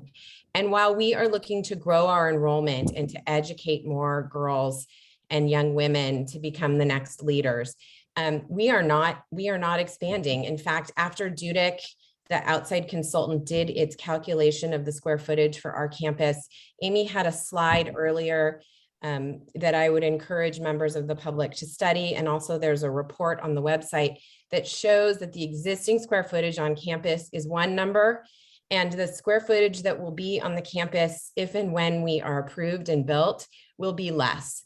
And so, yes, we have a variance that we've asked for to maintain above grade square footage.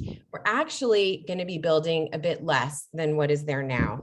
And so I just want to thank the consultants for the very difficult work that was counting all of this square footage. I can't imagine it was easy, but we were confident that that was the case, and now it's been verified by third parties. So I'll stop there. And if there's anybody on our team that has something to say, please chime in.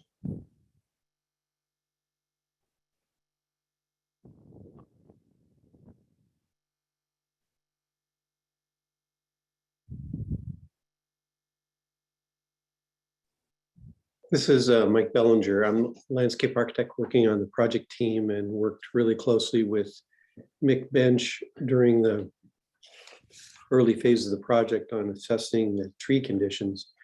And Mick did have a pneumatic air spading done around several of the trees to try to verify what that extent of root conditions were, and feels very confident about that. But I do know that the ground penetrating radar is kind of a new advancement in the technology of being able to do that. I think it could be effective for a couple of the trees of concern that were not excavated because they were in parking lot areas. So.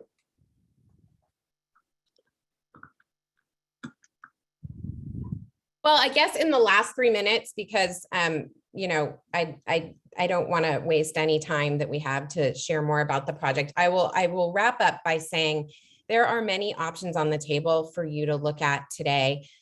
You'll be commenting on the massing, on the square footage. We really took your comments to heart back when we saw you many months ago.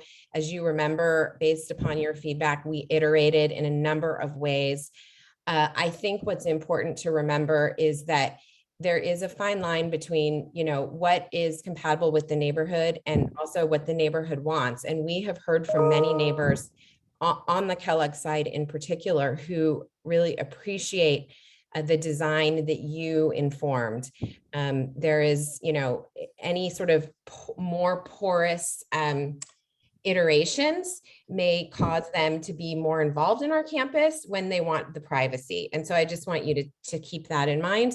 I think I also want to just say there are 5 parking options on the table. And we, you know, we really have always been supportive of keeping many of our functions below grade. It was at the direction of neighborhood feedback originally. And then we really thought about why that was important, whether it was parking more cars below grade, less surface parking, noise, headlights, all of that, or deliveries and trash. And so we've put a number of options on the table, and we are really looking to your feedback for that. But what is important to remember is that no parking garage, parking on the surface, really starts to impede one of our critical goals, which is girls being able to be on an athletic field. In this day and age, it's very important that people have the ability to be outside exercising in a healthy way. And the comments we've heard today about no garage and parking on the surface really would get in the way of those programmatic uses, as I'm sure you can appreciate. So I just hope that you keep in mind the benefits of what the below grade parking can bring, both environmentally and programmatically, and really look to the experts and the data in the record that speaks to the sort of benefits, both environmentally and programmatically, for this below grade parking. Thank you for your time. We look forward to your feedback. Thank you.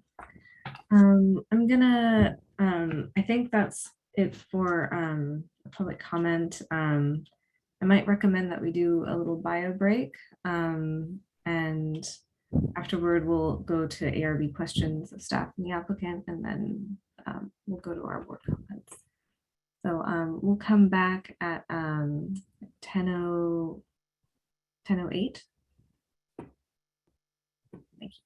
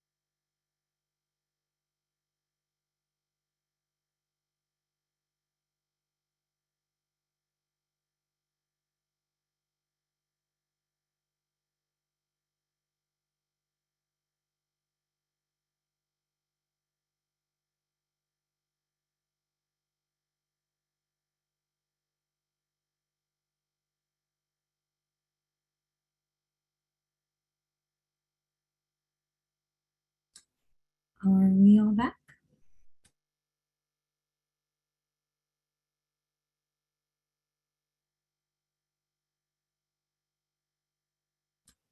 Great, and I just want to make sure that the applicant and staff are back as well.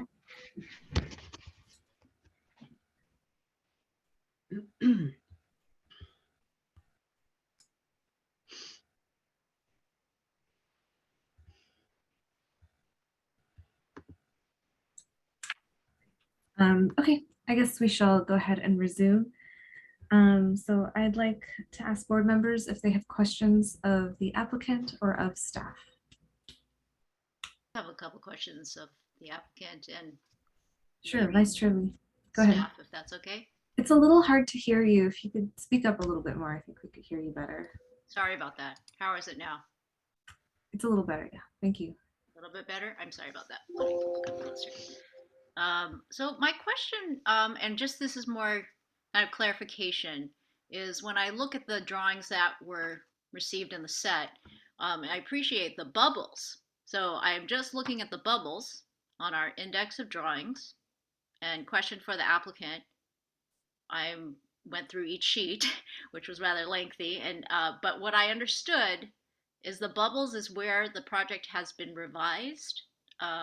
And just, you know, since we did endorse this, a large majority of our board in terms of this project that came forward a year ago, I'm just wanting to understand when I look through the set, can we just get confirmation that the bubbles are where the design has changed?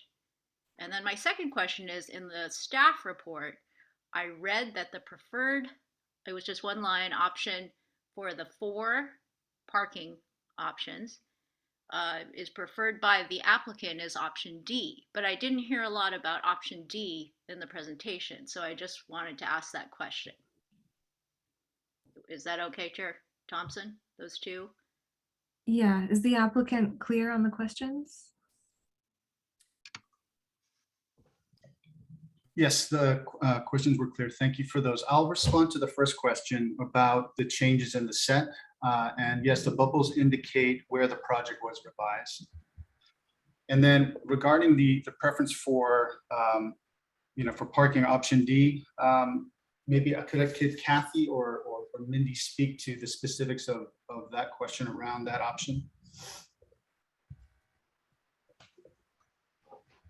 If I want to just clarify the question for you all, what I heard just from the public and from you all and over time is that the number, I mean, I just recall that we, and I understand this is remanded, but our board approved 78 underground parking spaces. And I'm just trying to understand and weigh my own perspective on the benefits of an underground parking garage. And I see that option D includes 69 spaces, and I didn't hear anything from the applicant on that in terms of a preference for an option. I can speak to that. I mean, I think as our head of, this is Kathy Landecker again, as our head of school said earlier today, we're really looking to you all for your expertise in this area. I will say it has always been our objective to move the noisier activities associated with the school towards the center of campus and below grade as feasible. And so when after the city council hearing, where the city council gave some guidance and suggested the 50% of requirement be allowed below grade because they wanted to reduce the construction impact and also make sure those trees were preserved. What we did is we studied how far did we need to pull back the garage to be completely away from those trees and also achieve some construction reduction in terms of the size of garage. And that's how we arrived at the 69 spaces. So we are open to D or to E. And I think we stated our preference because, again, it's always been our objective to get those noisy activities kind of out of sight and out of hearing range. Okay, thank you for that. And then just a quick question for staff. And Amy, maybe you can just point to what I read in the staff report packet page 11, page 3. is that, we have the authority here to make recommendations. This is a comment and no motion. We're going to continue to a date certain. But then it says clearly that the Planning Commission has authority on a lot of these other things like the TDM plan, as well as satellite parking and special events and overall enforcement. So I just want to be clear that our comments today, would you advise that we speak? I'm just thinking of the findings that we make as a board, and then the bubbles that I see in the packet and the presentation as we've received it. So I just want some clarification on how our comments, since early in the staff report, it says that we are to provide direction to staff on the following, and there's a list. Is there anything else that you want to tell us in terms of how we kind of group our comments, since we have seen this project many times? Any thoughts there? And Chair Yes. Thompson, perhaps you might want to weigh in. I'm happy to speak to that. My suggestion would be knowing that, well, staff has recommended option E for the reason of trees specifically. And so I would request the ARB to focus more on that option than the other parking options. As you see from the images and that packet that shows the 5 options, there are a few things there that are definitely ARB focused, such as the acoustic wall, such as the location, and in fact, all options has the transformer relocated out of 89's tree protection zone. All options have the stairway, which is what the subcommittee was supposed to look at, but now here we are before the full board. So why not have the full board look at that? And then of course, those bubbles on the building that show facing the courtyard, the removal of gross floor area. The council asked the ARB to reconsider and look at the compatibility of the new building with the neighborhood. So, we spent a lot of time on that, and we have items in the subcommittee list to come back, with lighting and such. We aren't talking about those today, but that would be one reason to continue the hearing. It doesn't have to be a date certain. It would be in the new year, and we have plenty of time to advertise a meeting in 2022. And keep in mind, we may be back in person as well for one of those meetings. And we may not have the entire board that's serving today at that meeting. So does that answer questions, or do I need to elaborate? Yeah, that's helpful. And I just asked the same question to Chair Osma if she had any recommendations and when we move to comments. Yeah. And one more thing, one more thing, and that is we did publish the Planning and Transportation Commission report. So I've advised the public who subscribe to the webpage. The ARB can certainly look at that as well. It covers the TDM, the events, the other items that are specifically targeted towards the Planning and Transportation Commission. So there's more information there.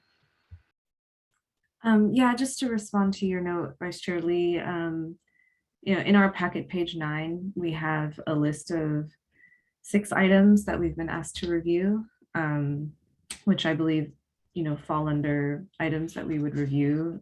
The TDM isn't quite on this, but at the end, item F says other direction as ARB determines appropriate, which leaves it a little open-ended. So, I would like, in terms of everybody's feedback on the board, definitely asking to hit on those 6 items as you feel appropriate. Are there other questions from board members, of staff, or the applicant? Yes, I have 3 questions, Osmo, if that's okay, please. Go ahead. To staff, please. Just a quick question regarding counting of the floor area. Is the lower level of the building, what we would call the basement of the new building, included in floor area calculations, in the area calculations? Okay, let me just make sure I understand, because I was thinking about another thing I meant to say before I get into your question.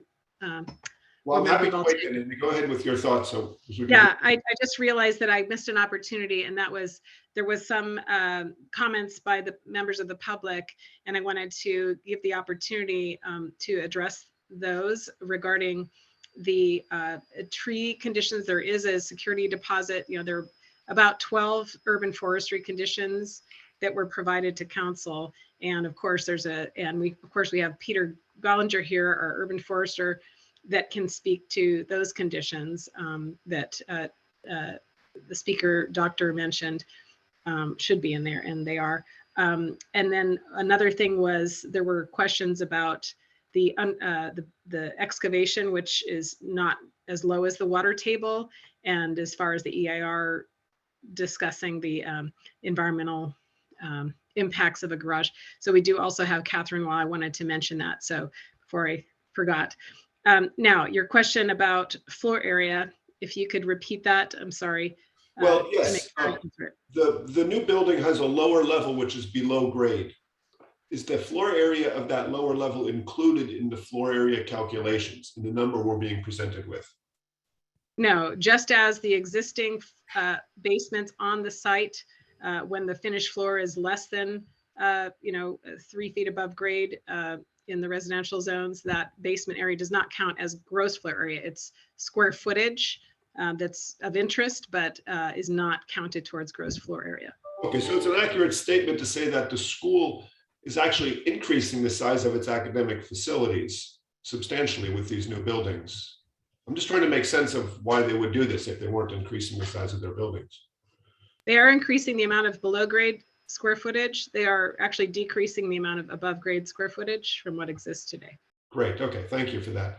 My second question, you've already touched on, and it's to staff or to the arborist, but is it viable for us to request or recommend a tree security deposit for the trees? Has that been considered before, and is that something we can do? So yes, this is Peter Gollinger, acting urban forester for the city. And yes, this is something we can do. We have done it for many other projects in the past, and it's already been included in the original draft conditions of approval from urban forestry. I see. And is that for specific trees or all the trees? And what is the process behind that? If you could just clarify all that for us, please. Sure. It is for specific trees. In this case, they are itemized, and I believe it's for all of the protected trees that are going to be potentially impacted or moved. And the process generally works with as Mr. Doctor mentioned, a 150% of the value of the tree is assessed and held in reserve. The applicant then submits an annual tree report that explains the health of the tree and how things are going. And there are specific benchmarks that they need to meet in order to keep the tree alive. And at the end of the monitoring program, if the tree is in good health, they get the deposit back. I'd have to review the COAs to determine the exact length of this particular agreement. So 2 follow-up questions. What would the length of the monitoring program be?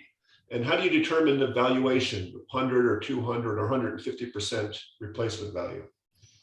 So the valuation is what the value percentage is. Very good. So the valuation is determined by a set of standards laid out in the Guide for Plant Appraisal. It's a publication put out by the ISA, and it's specified in our tree technical manual how to calculate that. And generally for these projects, the city has previously used 150% of the value. That's just kind of a standard. As Mr. Doctor mentioned, some other municipalities are using up to 200%, but I don't believe we've used that previously. Generally, the time period is 3 to 5 years after the completion of construction. I would have to review the COAs that are in place as drafts to determine the length right now. I don't have that at the tip of my tongue.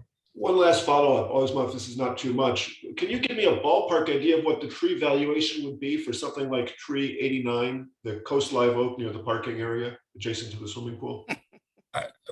Right now, I would have to go through the motion, so I can't give you a ballpark right now. I mean, even if it's 1,000 or 10,000, I just want to get a sense of how realistic this is. Again, I apologize. I don't have that ready for you. Is this something done commonly in Palo Alto, these tree deposits? We do them. I have not been involved in the setup of one. The most recent one was set up and monitored by my predecessor, Walter. I see. Okay, thank you. My last question, Osma, is for the architect. I heard you explain that there's a number of changes to the facade of the building along Kellogg Street. Could you explain to me Specifically, what changes have been made since the February 25th, 2021 presentation to council in the design? Since the presentation to council, we've not made changes to the facade design. The changes to the massing of the facade design that we recapped this morning were changes that were recommended by this board. So all those changes you pointed out were actually in effect previous to the drawings that the council asked you to make changes on. Is that correct? That's correct. Thank you for answering that question. Just, I mean, I just had a follow-up. I think I had a similar question was, have there been any changes since we approved? Since we approved the board? It looked like the changes happened while we were on the board or while we were reviewing this last time. But since that approval, have any changes been made to the Kellogg facade? No, they have not. The changes that were shared today, as stated in the presentation, were ones recommended and approved by this committee. Okay. Sorry, I do have more questions, but I do want to ask. Sorry, Board Member Balta, you're done with your questions? I'm all done. Thank you, Osmo, for indulging me. Board Member Hirsch, do you have questions? No, not at this time. I think I just move on to presentation from our point of view. I have questions for the applicant. Does the pool shift proposal happen regardless of any of the parking options? So I can lean on that question. The pool shift was in response to option E, the last option. And what is in that option, the parking is the same, I think we're showing in options A and D, right? So there's no change to the parking, the below grade parking in option E. They reflect those for A and D, the same number of parking spaces and the same profile of the below grade parking structure. I guess my question is, there have been some other discussions about the benefits of the protection to the trees with the shift of the pool. And so if an alternate parking suggestion happens, would the pool shift happen independently because of those other benefits? The pool shift was really more about preserving a tree located on the interior, tree 155. That was an additional tree that would be saved because of what Kathy was speaking about earlier. It eliminates that driveway that would access below grade program, the deliveries and drop off.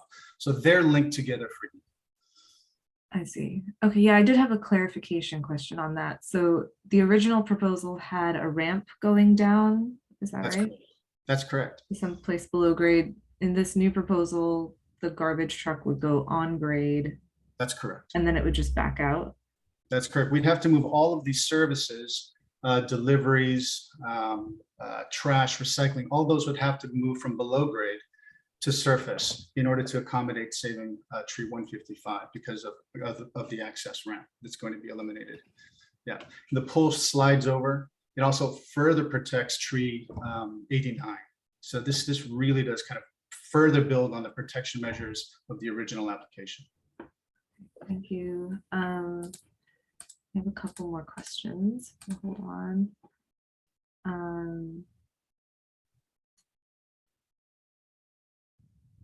How tall, so on sheet AB 808, there's a section detail, and I just wanted to ask a dimension clarification. This is a section detail of that pool. What looks like a barrier wall or sort of looks like a parapet wall, but I just wanted to ask that dimension of how tall it is. There's a person there for scale, and it looks like that wall might be less than 6 feet, but I just wanted to get your answer on that. I think the overall height is, there's a 6 foot portion, and as it bends, are you speaking to the wall that is, it's a 6 foot high wall, just maybe to be as clear as possible, it's 6 feet high. This is the pool wall section? Right, yeah. Okay, that person looks really tall, but you have that for scale. Yeah, so we can adjust that. That's why I was just confused. Okay. Can I'm looking at the drawing right now, AB 808, and it seems to me that section in particular is not the wall that's parallel to Emerson, Adam. I'm looking at this section and it's, I don't know if you have that handy. I don't have that section in front of me, yeah. I can. Okay. Because it does seem like it's saying 4-foot tall profile at green wall side. Do you think I could share my screen just to show you the sheet? Yeah. So the dimension I'm looking for is this dimension. There's a little arrow that goes to that text. So I was talking, this person might Yeah, be. I think there may be a graphic issue there, but my understanding is that that's supposed to be 6 feet tall. That is supposed to be 6 feet tall. Okay. That's correct. But then there's the text right there that looks like the person's looking at is what I was reading before. So if you can increase the size of that. This text? Yeah. Or maybe above it. Low profile coping over tapered, blocking 4-foot tall profile at green wall side. The text next to the canopy there. This is 4-inch tall. Oh, 4-inch. Sorry. Yeah, I think that might just be this cap. The cap. Got it. I should not have intervened. It's okay. Okay, yeah, that was my clarification question. All right. I think we are. Can I just, this is Mindy Romanowski, if due respect, can I answer something that was raised by board member Balte and also I think by Ms. Thompson regarding the massing? The Kellogg facade? Yeah, the question that was raised, I think by both of you, that did we make changes to the Kellogg massing? Can I just respond that we really took the city council direction to heart. And so over these past 8 months, we've worked, I'm trying to put my video on, we've looked at the language of that city council motion and we've really, tried to follow it. And if you look at the language, and I think this is in your staff report, the city council motioned that the matter be remanded to you, the ARB, to reconsider massing. So while we didn't make any changes because it was remanded to you, we are open to feedback today. I want to make that really clear. It really was because your feedback was so constructive in the past. We did see that in the motion of the council. And since it's been remanded to you, we are open to feedback today. Okay, thank you for that clarification. Okay. I guess we will end the questions portion of this and we will go to comments. So board member Hirsch, would you like to start us off? Thank you. Yes. Can you hear me? We can hear you. Okay, fine. Thank you. So I've kind of written a piece here. I just want to say looks to me as if we have heard an awful lot about the trees, and I'm very impressed with the detail, with the study, with the preservation aspect of all of what has been said. And I sort of commend the experts on dealing with that and making sure all those trees are preserved. So I'll start. Castellea is the most complex project we have been asked to review. We must note it is located in a low-scale residential community, has a very large population that impacts its neighbors every school day, has a natural setting with many significant trees, and has a storied history as an important educational institution exclusively for girls. In my opinion, there are 4 major design decisions that the school has made that will shape the future and their relationship to their immediate community for many, many years. We must consider these 4 priorities carefully to determine if they meet our findings. At our last evaluation, we focused mostly on the aesthetics of the facades.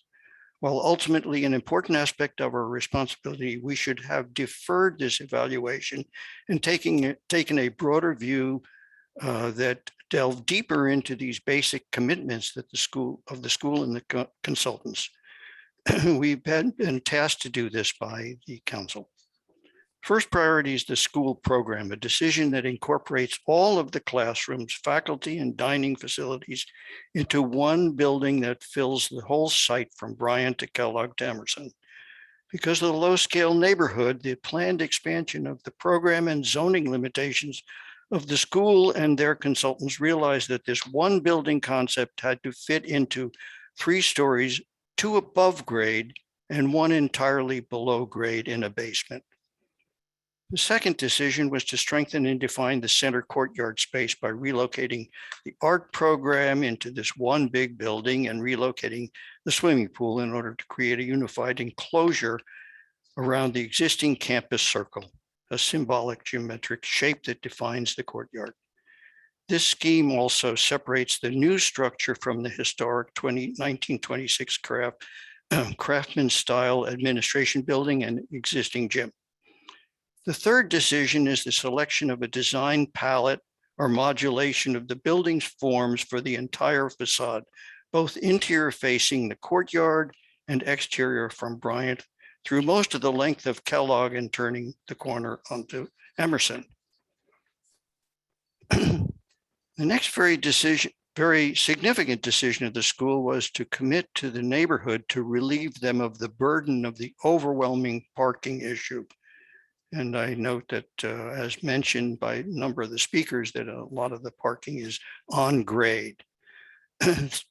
The school's answer was to locate staff parking in a garage below the athletic field, an area limited by the city utility easement, a need to provide the appropriate on-grade parking for visitors at the administration building, and many significant trees at the border of Embarcadero Road.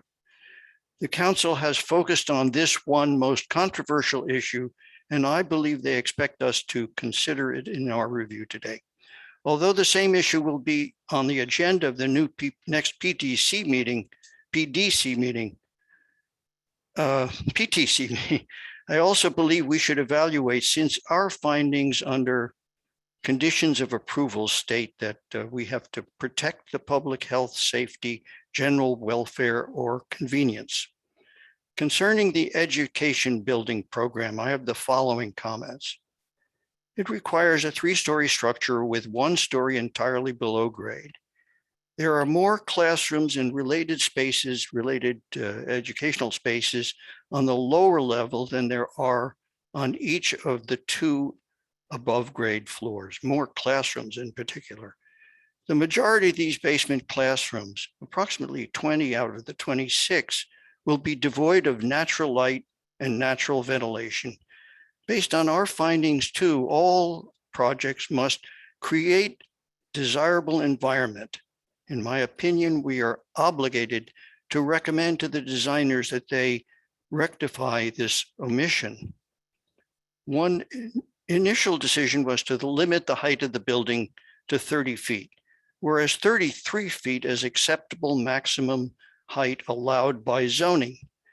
And a basement can be, as Amy mentioned before, an additional 3 feet above finished grade.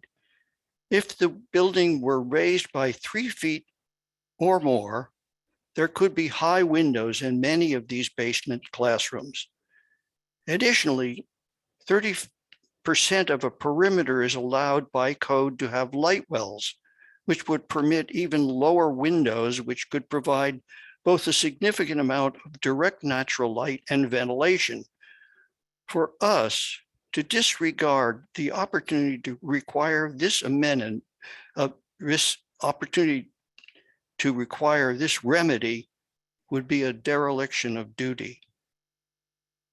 I almost feel like repeating this again word for word here, because in the past we haven't even considered this issue, and it's a must. The second priority, the center courtyard surrounded by building walls that are designed with a consistent architectural language, will be a major improvement. And I want to say that the decks and whatnot, which are now changing the square footage, also are wonderful possibilities to modulate both the inside space of this courtyard and for the students and others to appreciate the entire enclosure of the courtyard with a consistent design. The landscaping adds to this quality, but I think we would be remiss if we didn't make a comment about the circle of AstroTurf as the centerpiece. Clearly, it is a nostalgic reminder of earlier days, and its pure shape as a symbol of oneness is powerful. But it is still a meaningful, but is it a meaningful symbol in a more pluralistic society?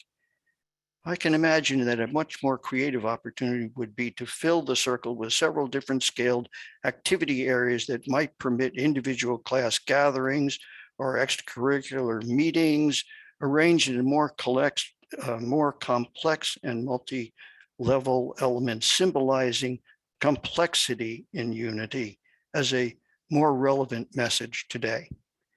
It would be an exciting design challenge for the landscape designers and sculptors and interpretive challenge for the students. This is just a suggestion and I couldn't resist. The third and fourth design priority, the parking garage and building modulation, seem like two separate elements, but for me, they are related, as will become evident.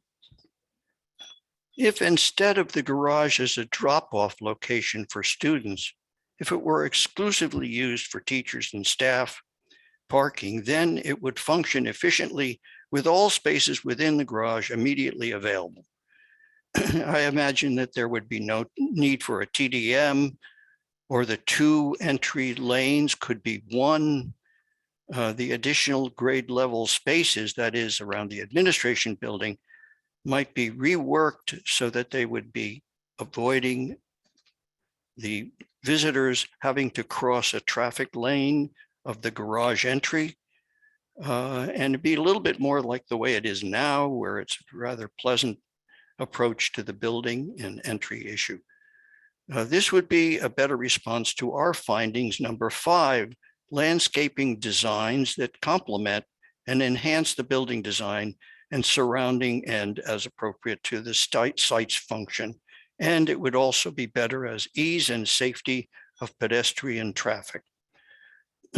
If the present 2 lanes drop-off scheme of the garage is retained, then the result is that 50% of the parking garage area for teachers is unusable from 8 to 8:30 a.m. per the parking lot operations drawing. Where do the teachers park during this period? On the street? Do they have to interrupt their day by moving their cars from the street to the garage after drop-off period? If they arrive simultaneously with the students, then they are stuck in a garage line, adding to the congestion, as well as being detained from their class preparation time. Furthermore, the students are dropped off in traffic lanes in the garage and have to cross one or both of the traffic lanes, 25-foot easement, which they have to go down a stair for another 4 feet below. So it's a 20-foot rise to grade. And there's a 25-foot easement, so it's a long walk.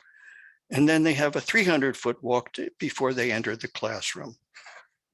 This must be questioned based on finding number 4. Again, the design is functional, allows for ease and safety of pedestrians. I believe a proper analysis requires considering an alternate scheme for the student drop-off population, and the use of the garage ought to be for teachers and staff exclusively. Without the student drop-off, the pedestrian access to and from the garage can be greatly simplified and significant amenities provided, which I won't name today, but hopefully the architects will find them. And the space saving will likely allow increase in the parking and council's required tree preservation objectives. Returning to the next, by the way, that is because, of course, the double lane of cars entering for the drop-off won't be needed anymore as a drop-off. It'll be exclusively for parking, and the dimensions of it can be reduced. Further, to the need to relocate a proper drop-off and pickup scheme, the notion that there is some conflict between this activity and the residential neighborhood is recognized, but it is reasonable. At present, all private drop-off and pickup is on the short block of Bryant, and it's 100% congested. I've witnessed this. The 400-foot long dimension along Kellogg Street, one of the speakers mentioned this, is a significantly better location for the student drop-off and pickup. There is one there now. There are many more routes to Kellogg than to Bryant, although the setback of the school on Kellogg is limited in the present design. I believe there's flexibility to move the entire building so that its setback is increased. I think the architects could look at this and understand what I'm saying. There are elements of the building that could be cut back, and there's the space between which no longer needs to the access to the cellar, and that could be reduced so the building is pushed back. The result will be a generous drop-off area, safe and efficient school access. As noted in the garage operation plan text, the drop-off is for half an hour in the morning and the pickup is probably roughly equivalent time in the afternoon. And only a portion of the school population would be dropped off or picked up in the limited times in the early morning and the mid-afternoon. The remainder of the students who bike to school or use the vans or enter or exit the other street, they can enter and exit from the other streets. So everybody is now dispersed around the campus. And the handicapped students could have a properly ramped access path at the Bryant Street entry, especially if the building is raised and that's a requirement. The important architectural benefit of this altered scheme is the possible improvement to the interminable length of the Kellogg facade. So I've mentioned, I thought that the interior facade is vastly improved. The Kellogg facade has not been. The newly emphasized entry or exit, the entry or into the Kellogg would permit 2 or 3 discrete building volumes instead of one long homogeneous structure. This was the directive to the designers, both by us in the previous meeting, previous one before, and by the council, to repeat for emphasis, locating the drop-off and pickup on Kellogg is important for 2 reasons. It allows a very convenient, safe, immediate entry to the midpoint of the school building, and at the same time can use these breaks in the facade to divide the building into separate discrete volumes. Separate discrete volumes, so you don't see one continuous facade. And finally, a couple of mundane but significant issues. Every major facility needs a back door, a major service location for goods in and garbage out. Placing this in a cellar ramp vehicle entry, which has now been changed, is not a good idea, but not just for the sake of eliminating it and having parking there, because the Emerson Avenue entry is quite an elegant entry, and it's important to keep it as an elegant entry. So the landscaping is more important to get into the campus center. The area where the vans are stored, Emerson and Kellogg Corner, is behind a significant tree cover and screened from neighborhood views. It's a more appropriate location for the service entry to the building. I know there's a conflict now with where the vans are located, but it hasn't been dealt with well in the new scheme, and it ought to be reconsidered. There's also the soundproofing around a device which I thought was a garbage compactor, frankly, and it's a mistake because it's a transformer. Well, it needs more study. It's not a good location. It's going to be loud. It's going to be loud in the neighborhood. It has to require soundproofing. So I give up. I think it needs to be moved somewhere. I just don't think it's appropriate in that location. I do, however, think that is where all of the delivery should be made directly to the building, and reconsideration of it as a service area for the building, because it's screened, because it isn't in the way of the entry into the courtyard for all of these reasons, it's a must. And if, for example, there needs to be a sub-cellar, that's the place to do it under that facility with an elevator to grade so that in and out can be handled and reworked. So you have just a few, I'm at the end here, okay? So in the end, a positive note, in my opinion, there are 4 principal items that I suggest are revised. The program with a proper concern for basement classroom natural light and air, the courtyard with more creative functional use of the design, the Kellogg elevation with separate discrete building elements, the garage used exclusively for teachers and staff, plus the service area improvements located and a relocation of the vans. I would vote to move the project forward if those are answered properly. My preference is for the school to resolve these major issues and for the ARB to leave the more detailed facade considerations until later, so that, for example, when skylights are provided for the classrooms or light wells, when the school is raised up and we can see what that means about the landscaping, when the building is moved back so that you can create the Kellogg Street entry properly. When those issues are addressed, then we should talk about the elevations. Thank you. Thank you, Board Member Hirsch. Who would like to go next?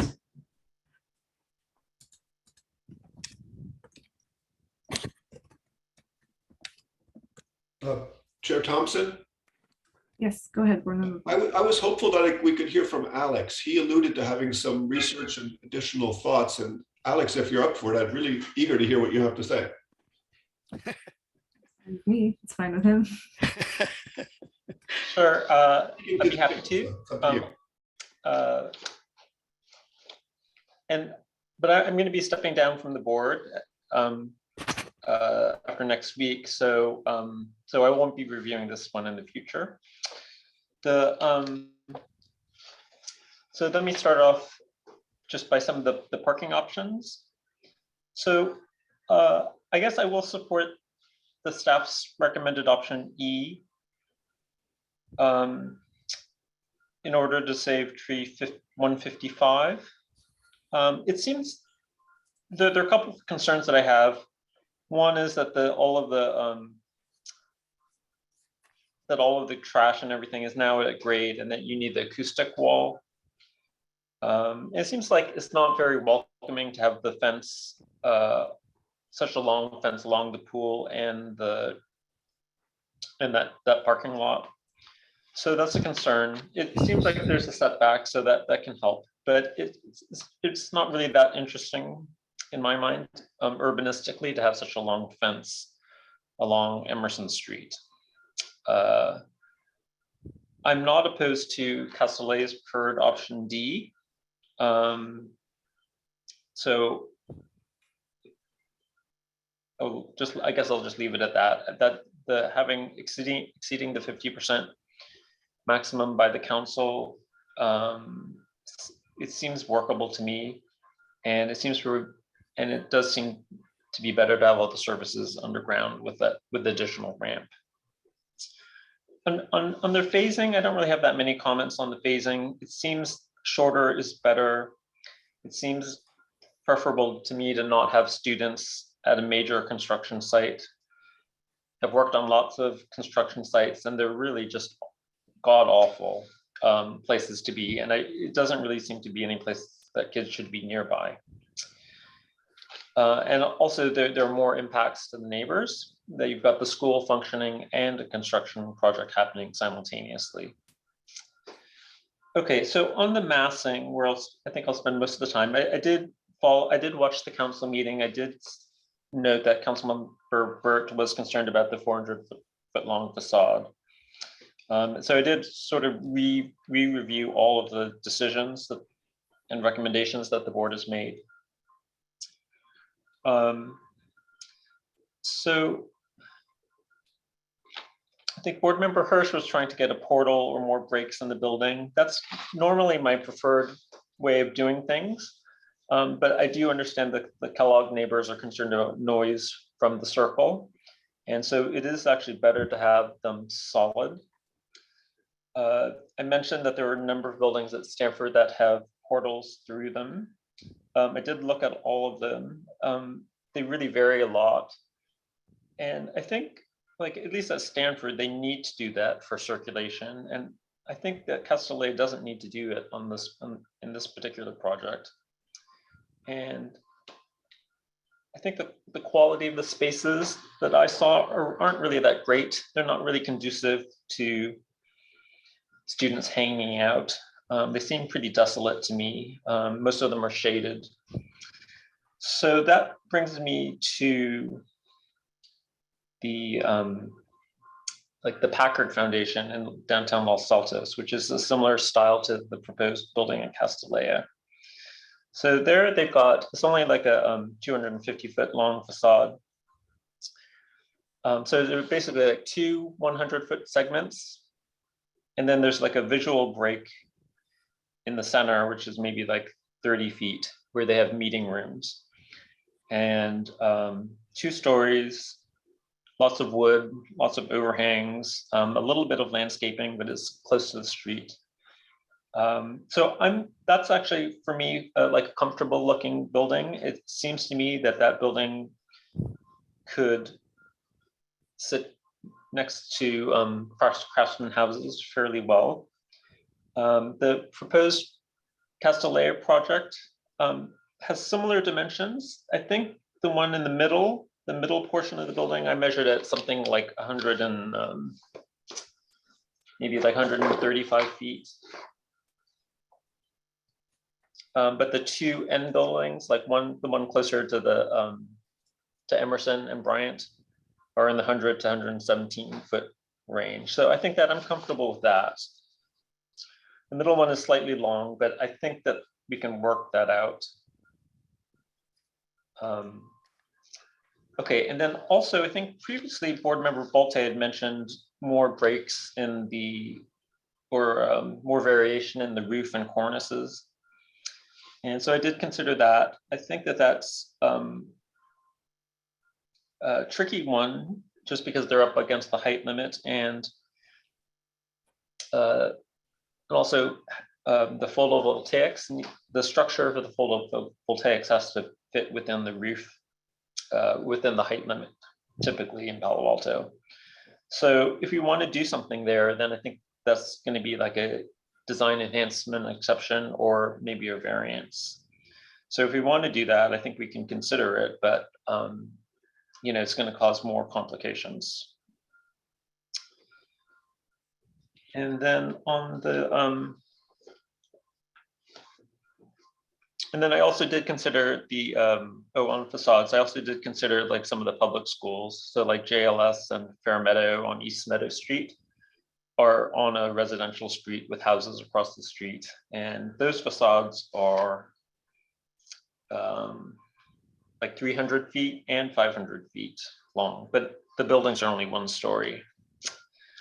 And I think that the key there is that you have windows on the street that make it interesting. So then that also leads into some of the facade designs. I think the thing that I'm looking for is like windows and variation. I'm looking for benches and places to sit, and I'm looking for lighting all along the streets to make it pedestrian friendly.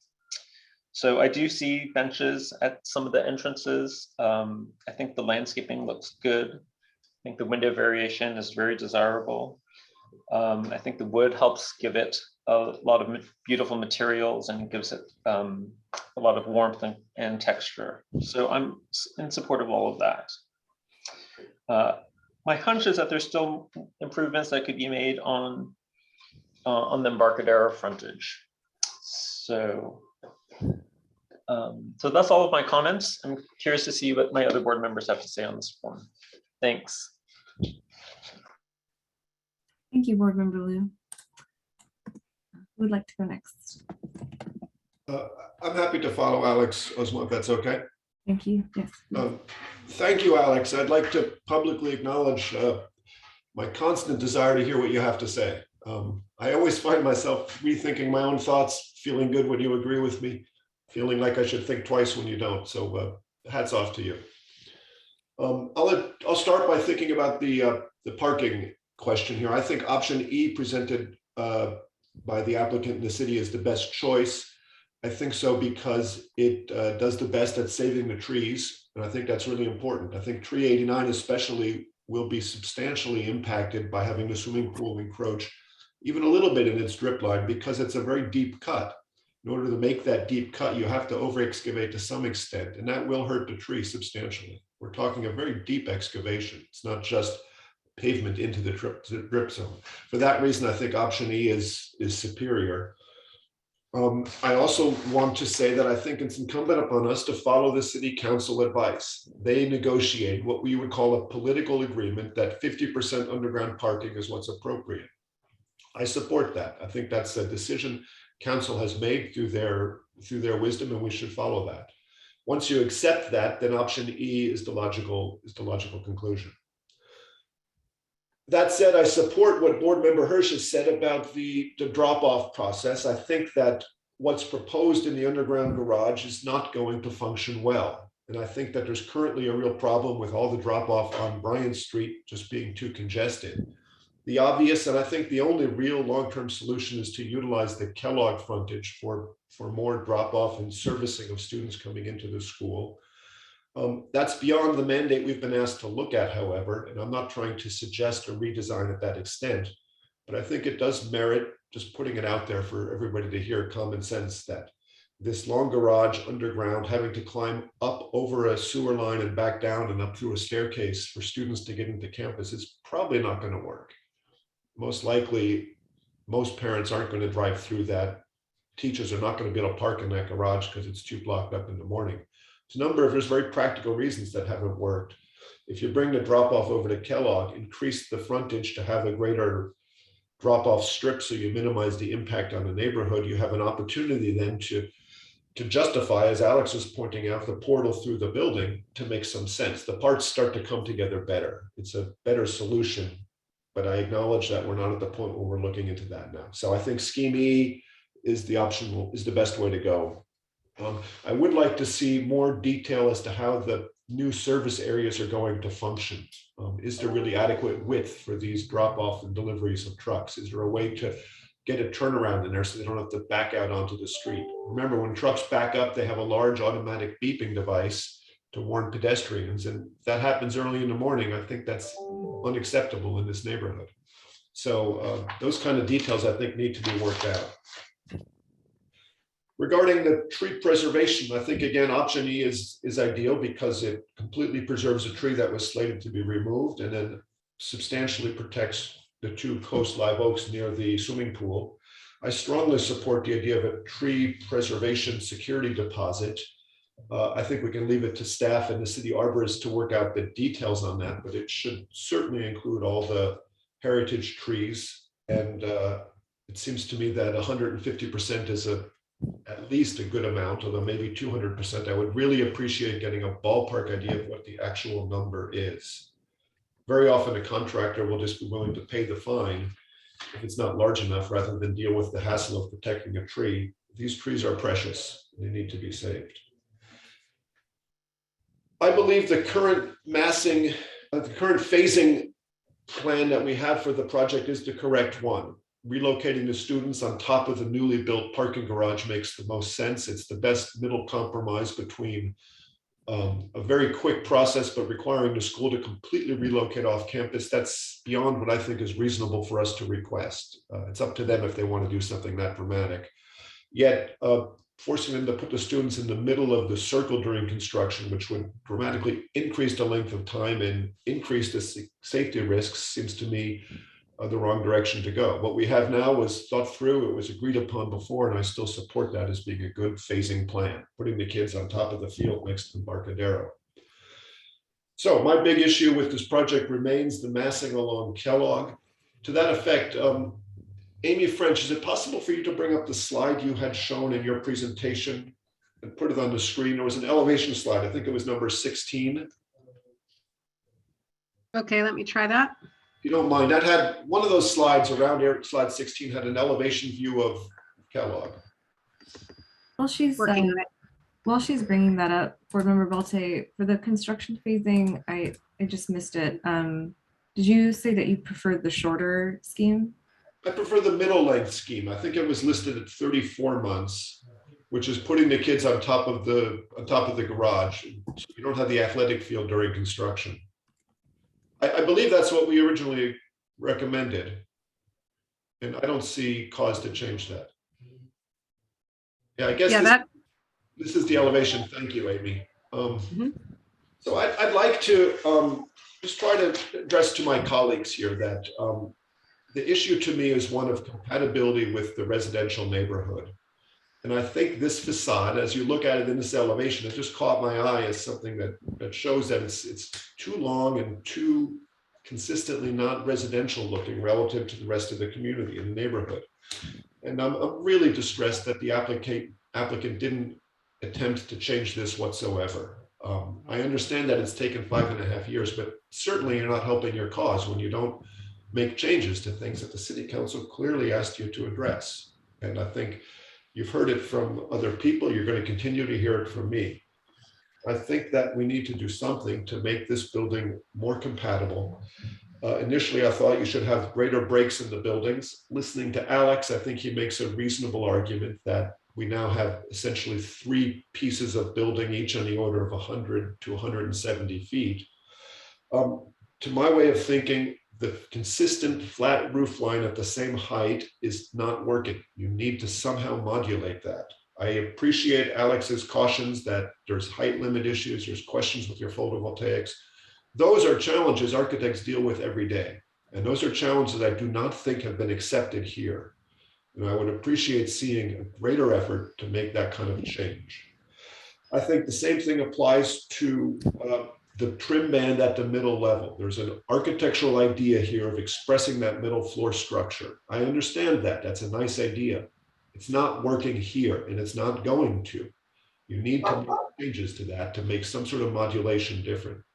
Lastly, when I look at the fenestration, if you look at this elevation, anyone would say that this window patterning, although it's random at a micro level, at a macro level over the length of the facade, is the same. It doesn't help separate the buildings, reduce the sense of a 400-foot long facade. I've said this before over this project. I've said it to my colleagues. I think we should be listening. The city council has agreed. They've asked us to do something to make this more compatible. It's not sufficient just to say it's better than what's there. Our mandate, our findings require that it be the best thing, highest quality design we can push for. I think this can be improved. I will leave my comments with that statement. Thank you. Thank you, Board Member Balte. Let's go to Vice Chair Lee. Thank you. I'm happy to pick up where my colleague, Board Member Vice Chair Lee, it's still really hard to hear you. Oh, I'm so sorry. I've had some issues this morning. Can you hear me okay now? Yeah, I think if you lean forward, it's better. Okay, I'm going to lean forward. Sorry about that. I just want to step back and thank Amy French for being the glue for all of this information and presenting it clearly. It's been really helpful. I want to thank also Chair Uzma, and I'm hopeful that Chair Uzma might carry the torch and be the chair with the new board that will continue in January. And I just want to thank my fellow board members for their comments. It's really helpful. We've seen this together for quite a while and worked with the applicant in terms of trying to move forward in a positive way after hearing from the community. Thank you, community members, for attending now multiple meetings and giving thoughtful feedback based on your experience. So I'll just say that I had a different order in terms of how I wanted to organize my comments, but I will start, and I really appreciate the Council and Planning Commission who have given comments on this project and direction. And when I go down the list of my staff, or the staff report here, in terms of how we are to provide direction to staff, and we provide recommendations, and council receives that from qualified professionals in architecture planning with some landscape experience and working with applicants for a number of years. I feel strongly that this board of professionals, and it will be a different board moving forward, does their best and spends time with each application in a way that is measured, thoughtful, and really listens. And so, giving that context, I just want to go back to thank you, applicant, for spending 5.5 years or whatever it is, 9 years in Palo Alto. I mean, I just want to talk about the site. Beautiful neighborhood. And this attention just shows just kind of how Palo Alto is in terms of really wanting it to be a meaningful project that, actually even recognizes the mission. And but really, my understanding of the ARB is that we have specific findings to evaluate each application separately. There are some challenges, I think, in precedent making, turning back on our previous review. So one thing I do accept is this project was remanded. I want to also give the context that very few projects are remanded. And what I understand the council would like us to do is to determine if there's other direction the ARB would like to give. And I guess I'll start in the middle with building modifications to the academic building and whether further refinement is needed along Kellogg Avenue. So what I recall is our board actually saw this project back in November, and we spent a lot of time with the applicant in terms of revisions that we requested. I understand on the Kellogg side, for example, there was a break in the building facade that was made.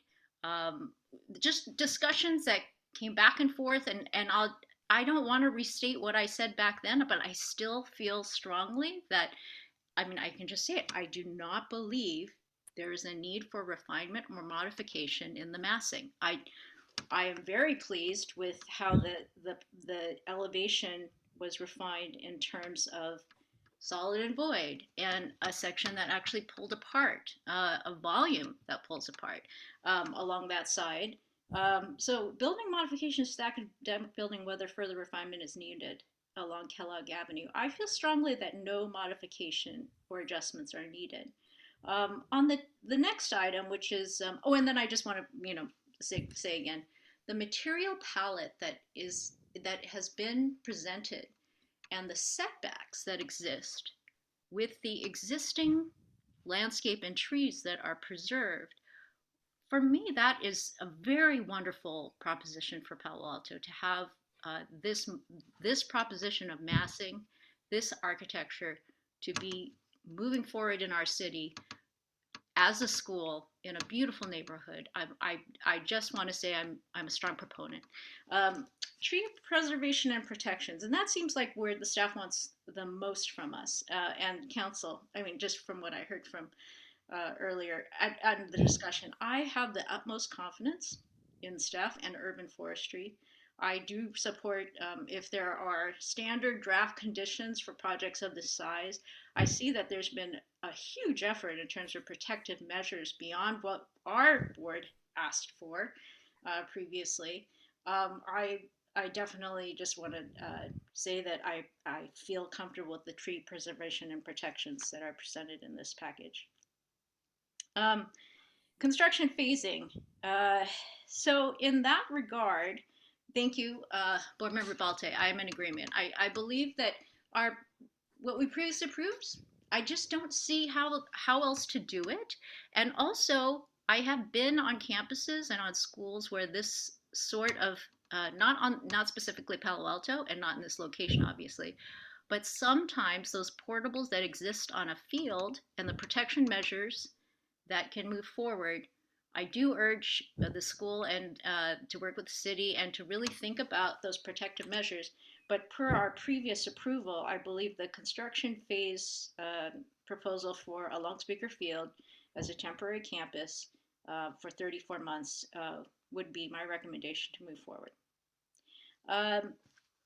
So in terms of the refinements and changes, what I saw was, very much in the same I guess there were some comments that board member Lou mentioned in terms of the fence and the length and perhaps some landscape opportunities.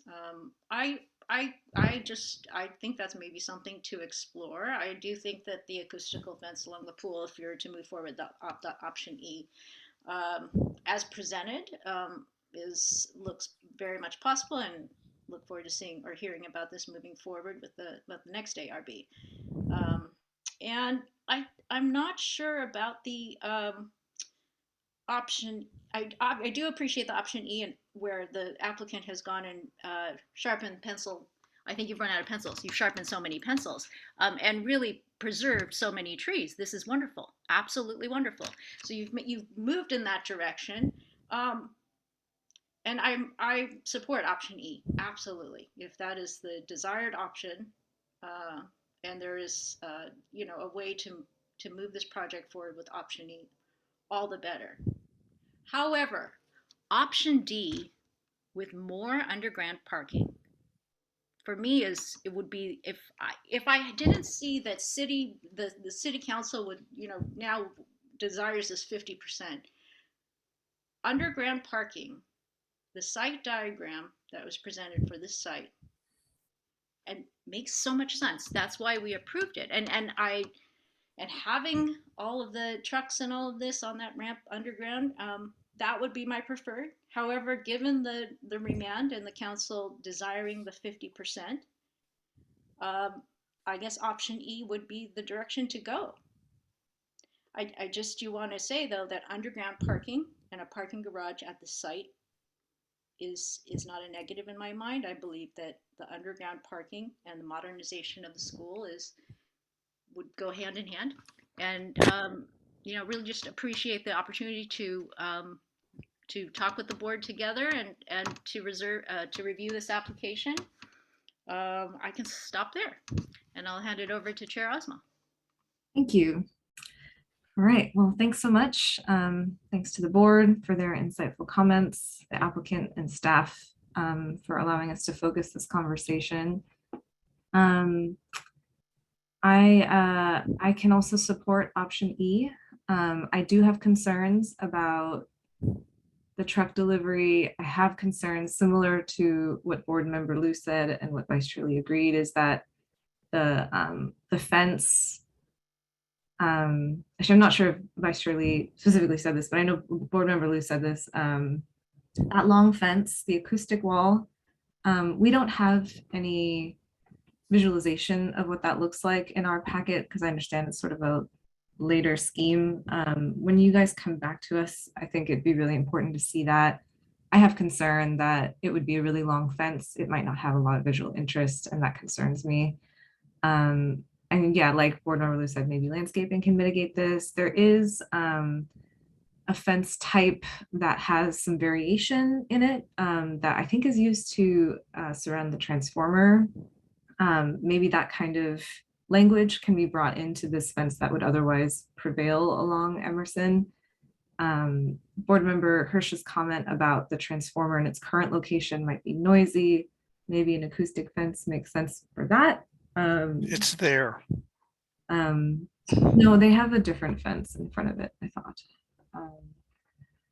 But anyway, I would be open to a different location for the transformer. If it is to stay where it is, I would just want those mitigation measures made for the fence. So yeah, so that's so yeah, I can support option E. For the building facade, I would most agree with Vice Chair Lee. I think the changes that the applicant has made in our last round of recommendations is sufficient to mitigate this long facade. I think, now I did watch the city council meeting and I saw that there was this comment about this long facade. But I don't know, there's a number to look at, but there's also the architecture to look at. I'm gonna share my screen really quick just to show this perspective that yes, this is a long facade, but you can see that there are these breaks. And I don't think that we should be discounting any of this.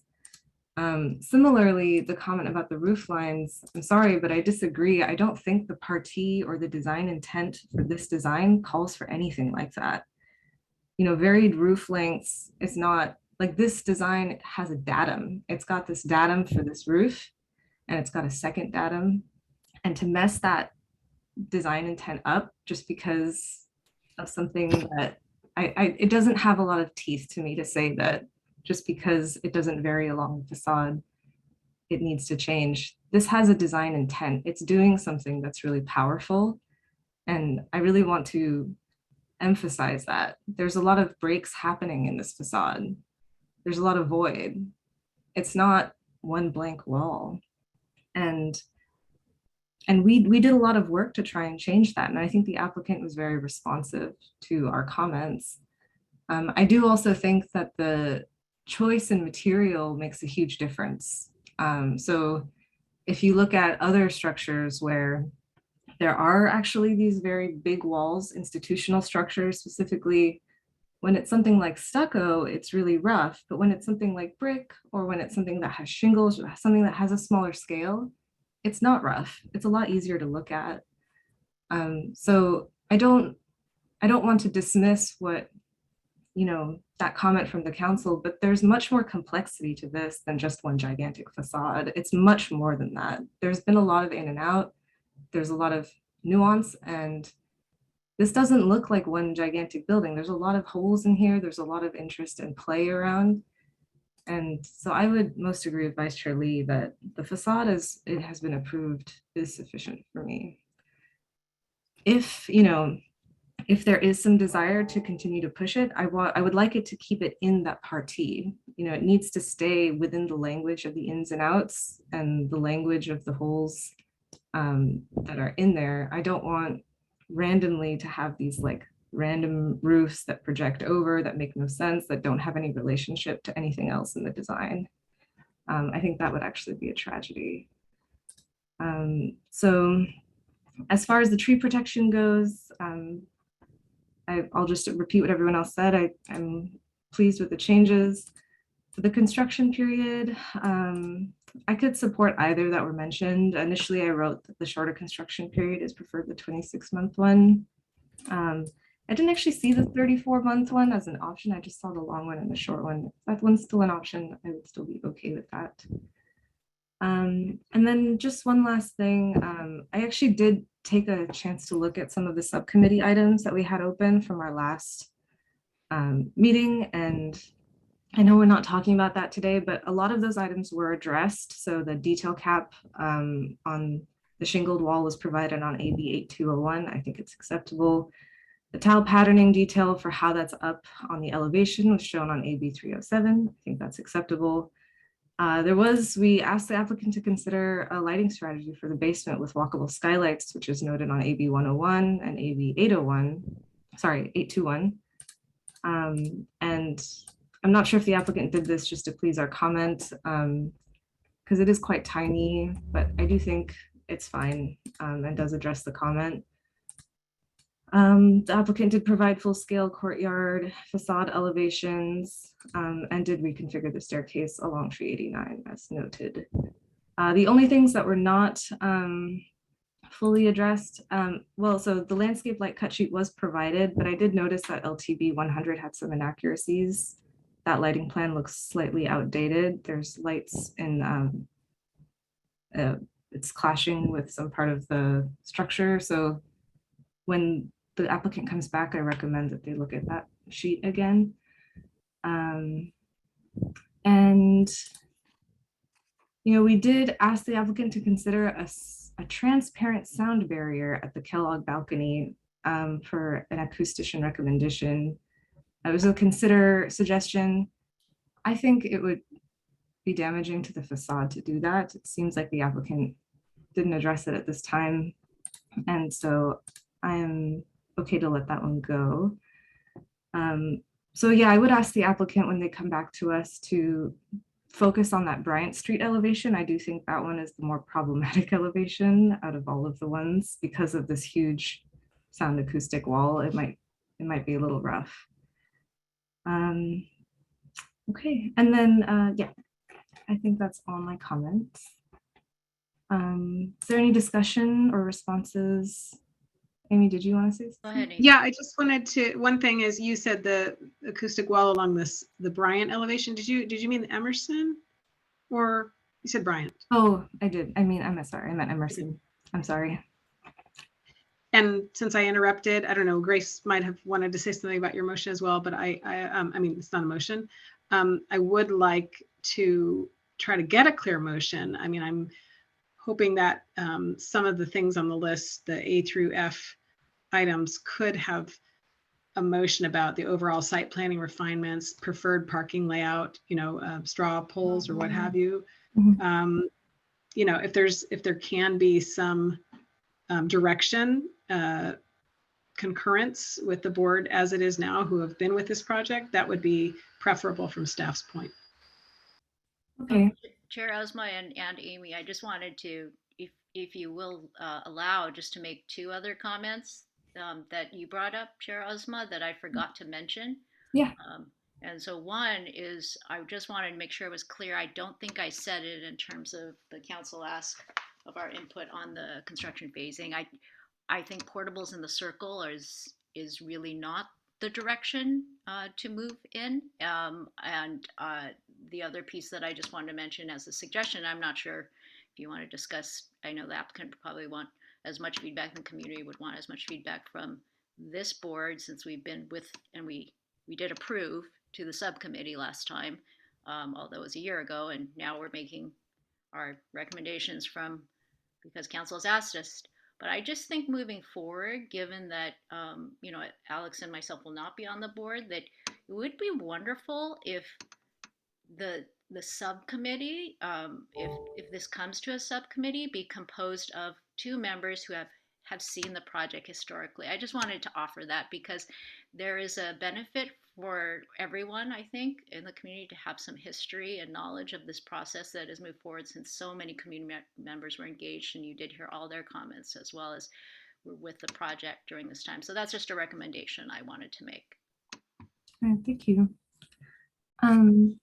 Sure, yeah, let's I'll do the easy one, which is the preferred parking layout. I heard support from 4 out of us. I think I may have missed it though.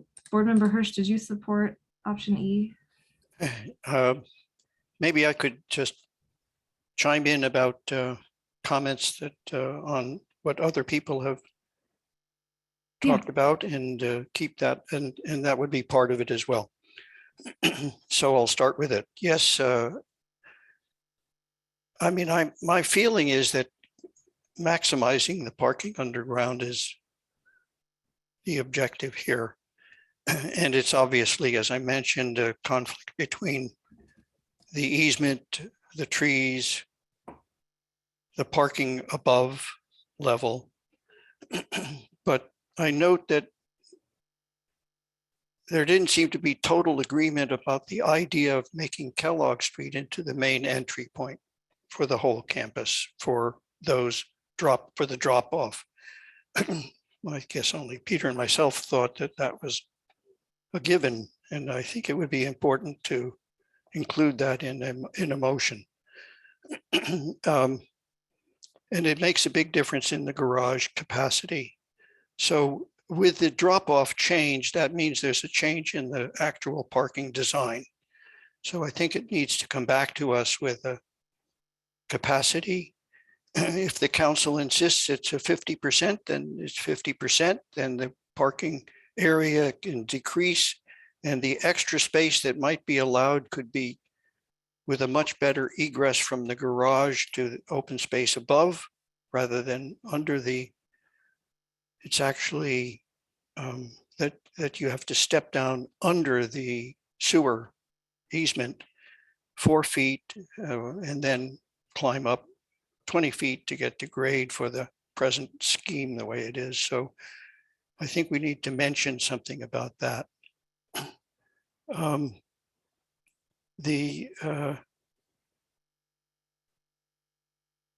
service drop off, you know, there's been a lot of discussion, and I think that my thought was that we should consider the access and the landscaping into into campus as a very important part of the landscaping, and that really wasn't picked up by anybody. That would eliminate the need for that fence if we could eliminate the garbage pickup at that location. So instead, it could be that the garbage is accessed off of the present location for van storage, because that's the real kind of back of the building there. And I think that needs more study. I don't agree with the thought that there should be some kind of a fencing visual limitation at the very important Emerson entry to the courtyard for vehicles, for delivery of kids by vans, etc. So the van issue is a conflict because that side of the building could very well be more of a service area. It's, as I noted, blocked off by trees and fencing in that corner. Nobody talked about the basement classrooms, and I'm sorry not so, because there are 20 out of 26 in the basement that have no natural light and no natural ventilation from the outside. I don't know how we can approve a building that has cellar type classrooms, but nobody else mentioned it. Sorry to hear that. I just don't think it's appropriate for us not to be aware of that.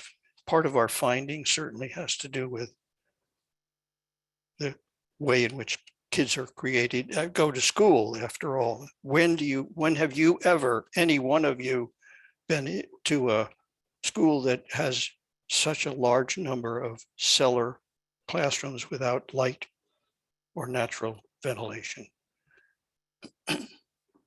I put it to the parents to consider this because there are alternatives which I mentioned, and they are possible so that you get light from a light well or raise the building a bit, which wouldn't hurt the whole facade. In fact, it would add an element of breaking up the horizontality with possible forms that come up from the ground. It's worth a real study, and I just don't think we should go back to the past approval when you have 20 classrooms below grade that have no natural light, no ventilation.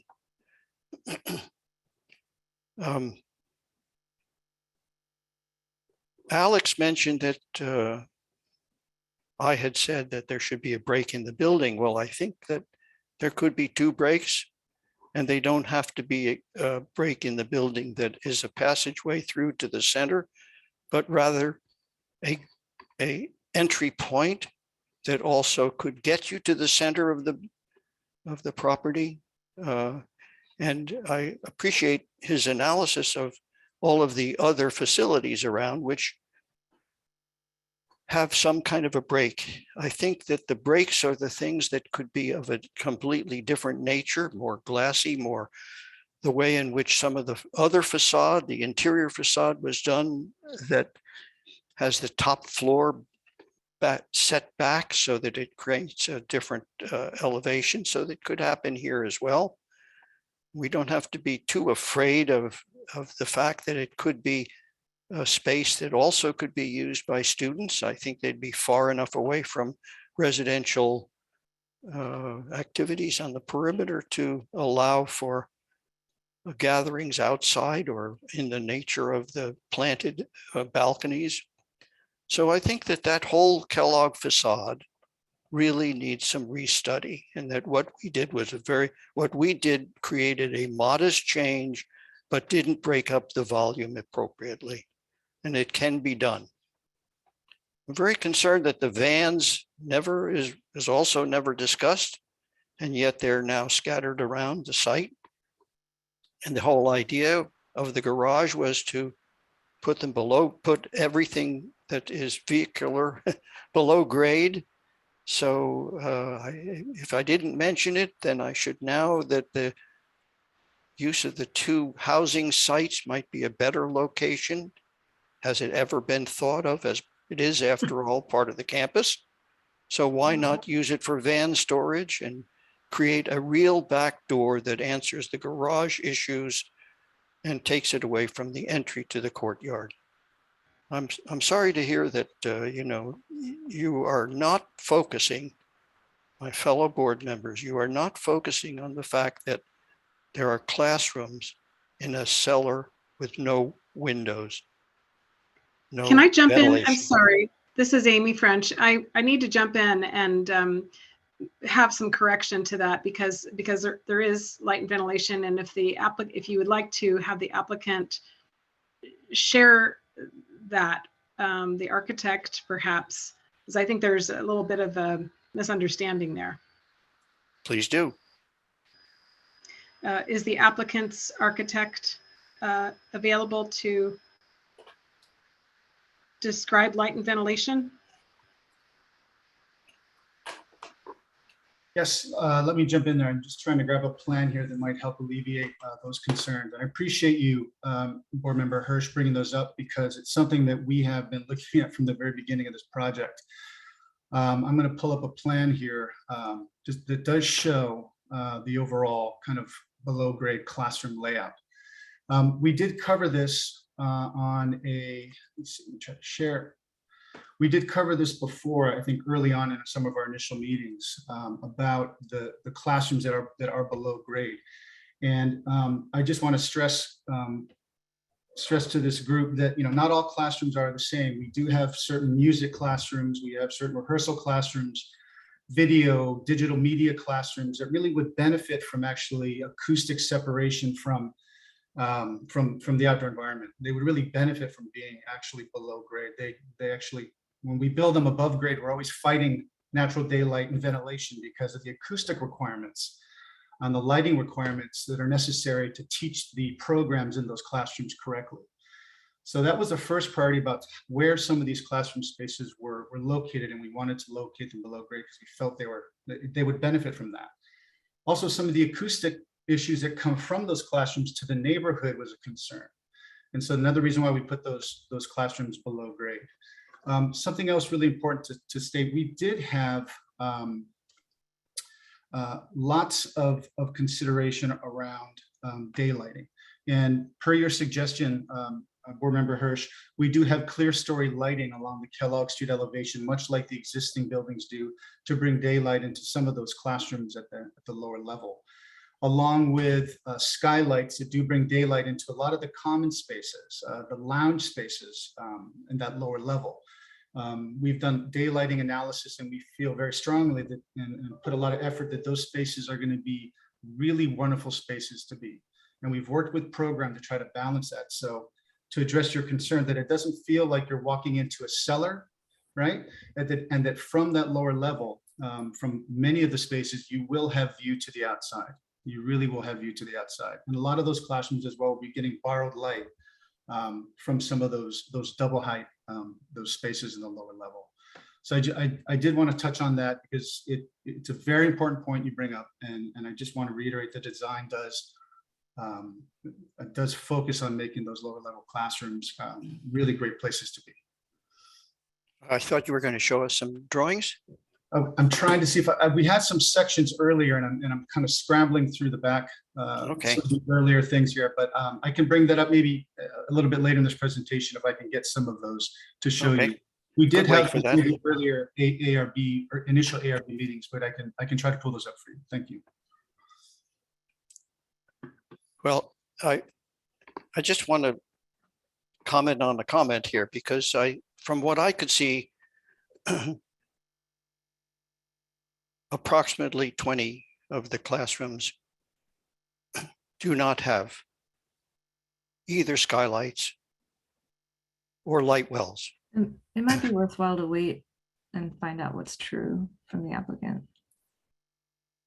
There was one other thing, if I may, the chair, Board Member Hirsch, you mentioned using those two house parcels for something other than the homes that are there. And this was a very contentious part of the prior application design that had, I mean, those are not part of the campus. It's part of the housing pattern on the street there, part of the neighborhood, and the neighbors very much wanted to have the houses retained. That was a big issue. I would not want to go backwards because that took a while to use those parcels for other than a single family home.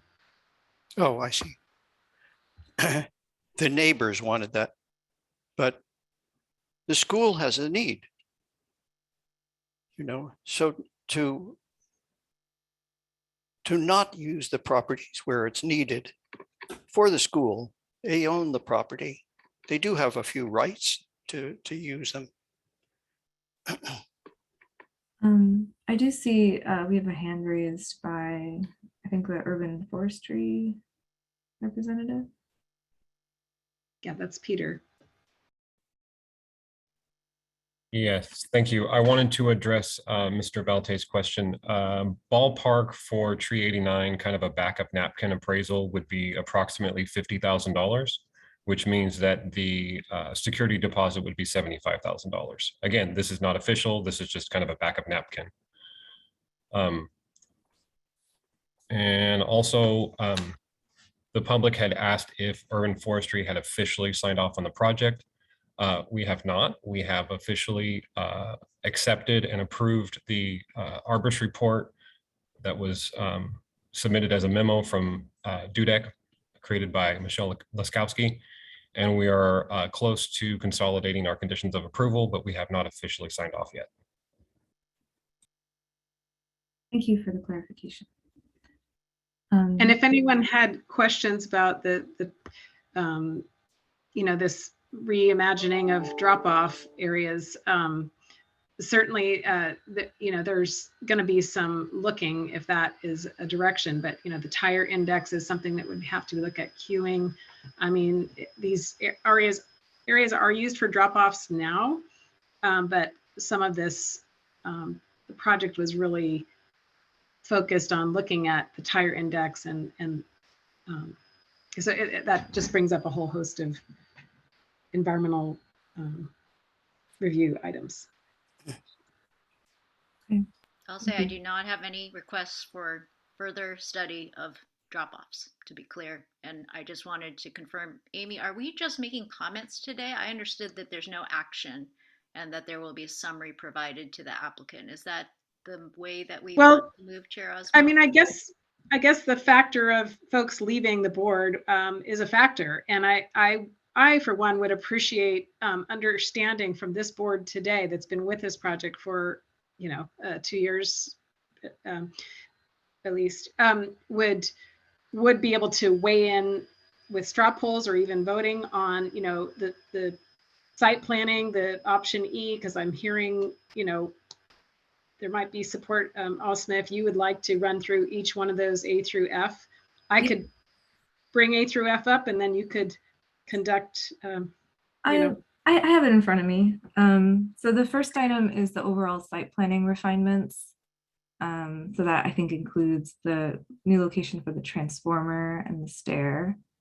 And so let's take a straw poll on at least those two items. Are we in favor of what is presented to us?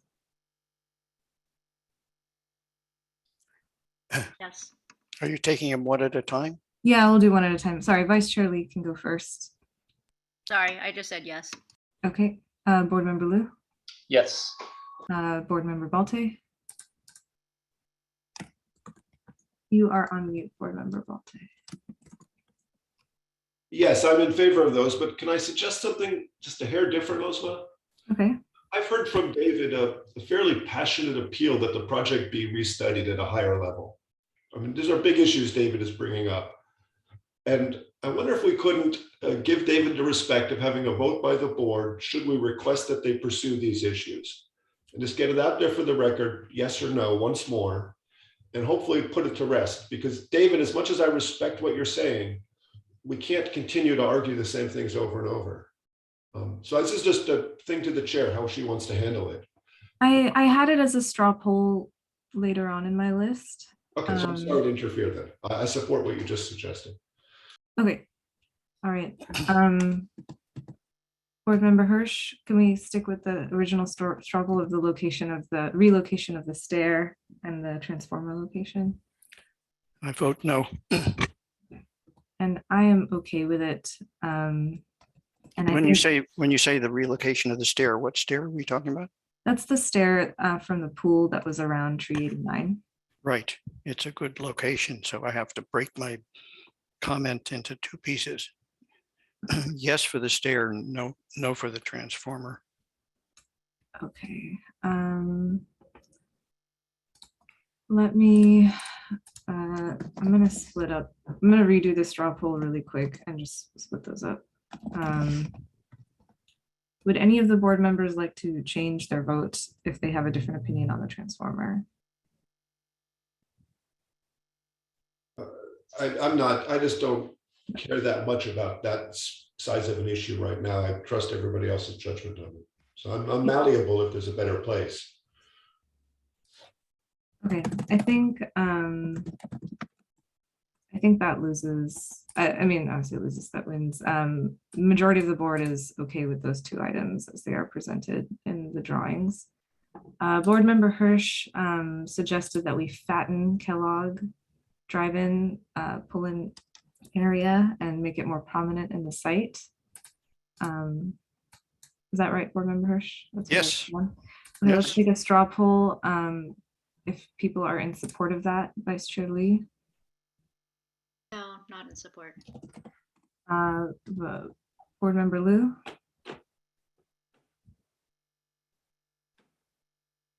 Yeah, I'm not clear on this issue. You can pull up a site plan. I think my recollection is that there was no drop-off planned in the initial schemes, and then it was added back. Yeah, I think this was added as a new item per our comments last time. But I think what Board Member Hirsch is suggesting is that we make it bigger and longer. Yes. Is that clear, Board Member Liu? Right, but so I think he was mentioning extending it all the way down to Bryant.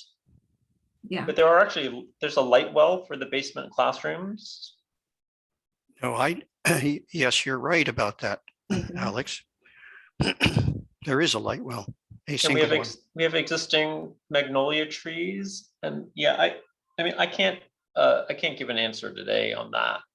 I mean that's okay. I mean if you wanted just a quick vote on the poll, I would say no. Just to move things along. Okay, Board Member Balte. I'm just not going to vote on that, Esma. I think you're ignoring the request I just made to you. That what David's talking about is a series of small things that approach a larger redesign of the project. And I think you can't just take little pieces of it and vote on them straw poll at a time, because staff wants you to address these issues so they can finish a report. If we're going to redesign the thing at a larger level, yes, that should be part of that. But I'm not going to contribute to small pieces that don't make sense individually. So I decline to vote. Thank you. Okay. I'm with Board Member Balte here, Chair Osma. I'm wondering if, just in terms of grouping these as a, straw poll item in terms of a desire to redesign or ask for more design improvements, that would be incongruent with our former approval. Along those lines, would that be helpful or possible in our straw poll? I guess I feel comfortable going down the list. I'm a little unclear.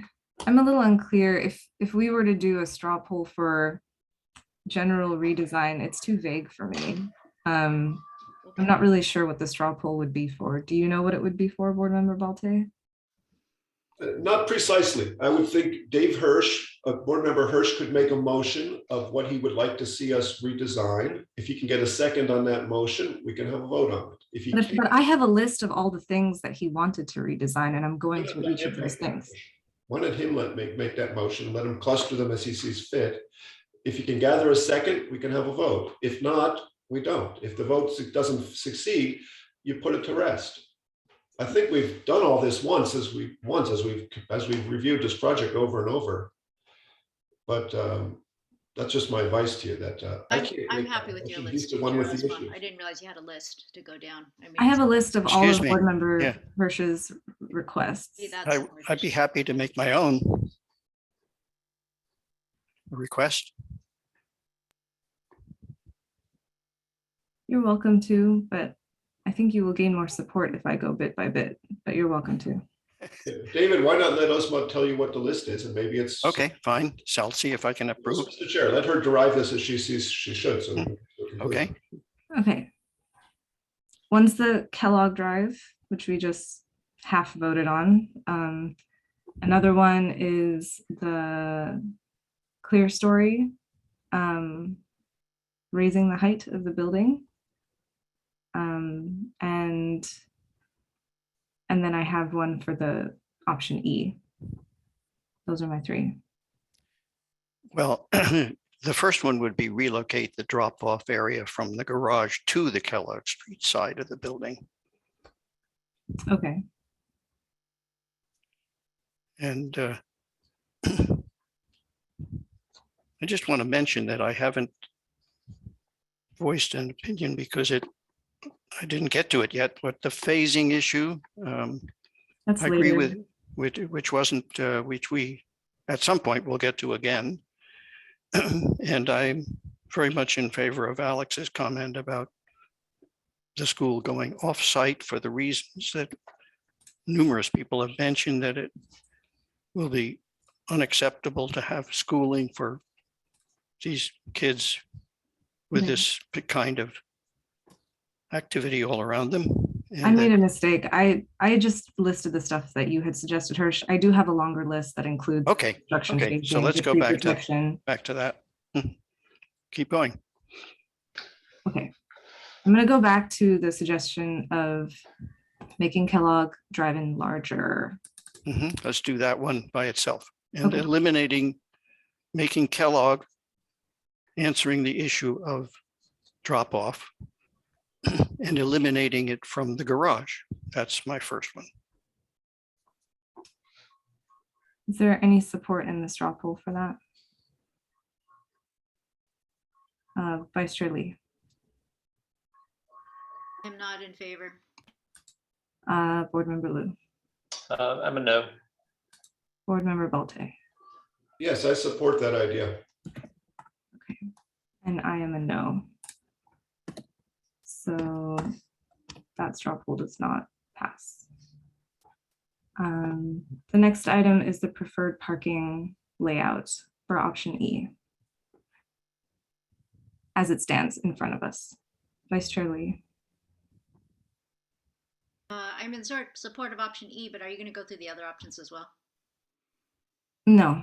Oh, we can only vote for one. So I'm in support of option E, but I'm also in support of option D. Okay. And board members are welcome to say that as part of their comments. So Vice Chair, Board Member Liu. Yeah, same as Board Member Lee. Okay. Board Member Volte I'm the same as Board Member Lee. and Board Member Hirsch. I'm in favor of Board Member Lee's comments. I'm also in favor of Board Member Lee's comments. So we all feel okay with option D and can otherwise support option E. Okay, I heard two of us talk about the roof, or maybe just one of us talk about the roof deck change to the site, to the plan.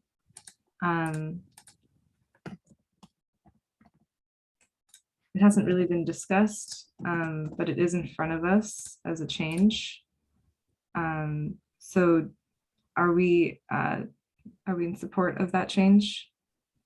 Vice Chair Lee? I'm in support as presented. Thank you. Board Member Liu? Yes. Board Member Bolte? You're on mute, Board Member Bolte. No, I would like to see further changes to the roof, the cornice design. This is the roof deck change, whether they removed gross footage. Oh, that's fine. I'm in favor of that. Board Member Hirsch, I think I heard you say that it was good. Yes, I'm in favor.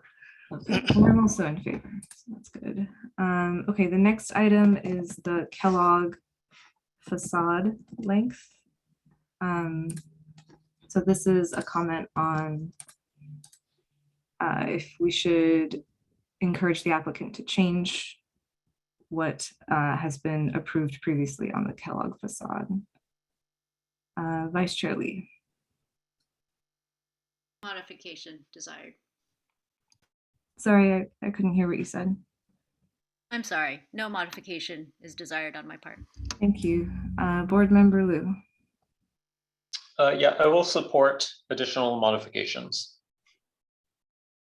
Okay, but do you have a specific thing that you would support or just in general?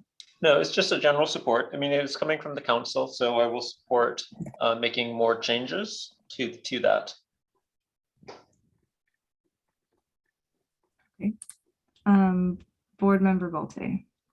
I support making further refinements to the design on Kellogg. Yeah, the elevation. Okay. Board Member Hirsch. I support making changes to Kellogg's elevation. And I do not support that. The support of making the changes wins. So we'll have to be really specific. And I wonder if we can do that right now. What kind of changes do we want the applicant to explore? I direct this at the three people that want changes. Board Member Liu. Also, why don't you let me take that one on? I think Alex is uncomfortable with that. He was just about to speak. Oh, Alex, whatever. I'm just trying to help out here. Board Member So I mean, I think I'm I've mentioned that I'm comfortable with the dimensions, and that I am open to changes in the cornice line. And my sense is that maybe the middle portion of the building, I think my sense is that it's a little bit muddled and that there may be ways of making it better. So, so I think I'm sort of in the middle between all of the, between the two camps on this, on the board on this one. So I'm leaning towards making additional changes since that was the direction from the council. Any other comments, Board Member Volte? Well, yeah, I think there's three general items that I would tell members of my staff to work on. One is the cornice line, the roof. The second is just to question the trim band down the middle. And the third is that the fenestration patterning somehow just seems too consistent to me. So those are the three things I would like to see the architects look at once more. I wonder if at a higher level also I can say that I don't think it's healthy for the ARB to have this concept of camps on this project. Some people oppose it, some people don't. And I think especially with new members of the board coming in, the applicant really deserves feedback that they can act on, that they have a reasonable belief that this is going to be approved next time if they follow our advice.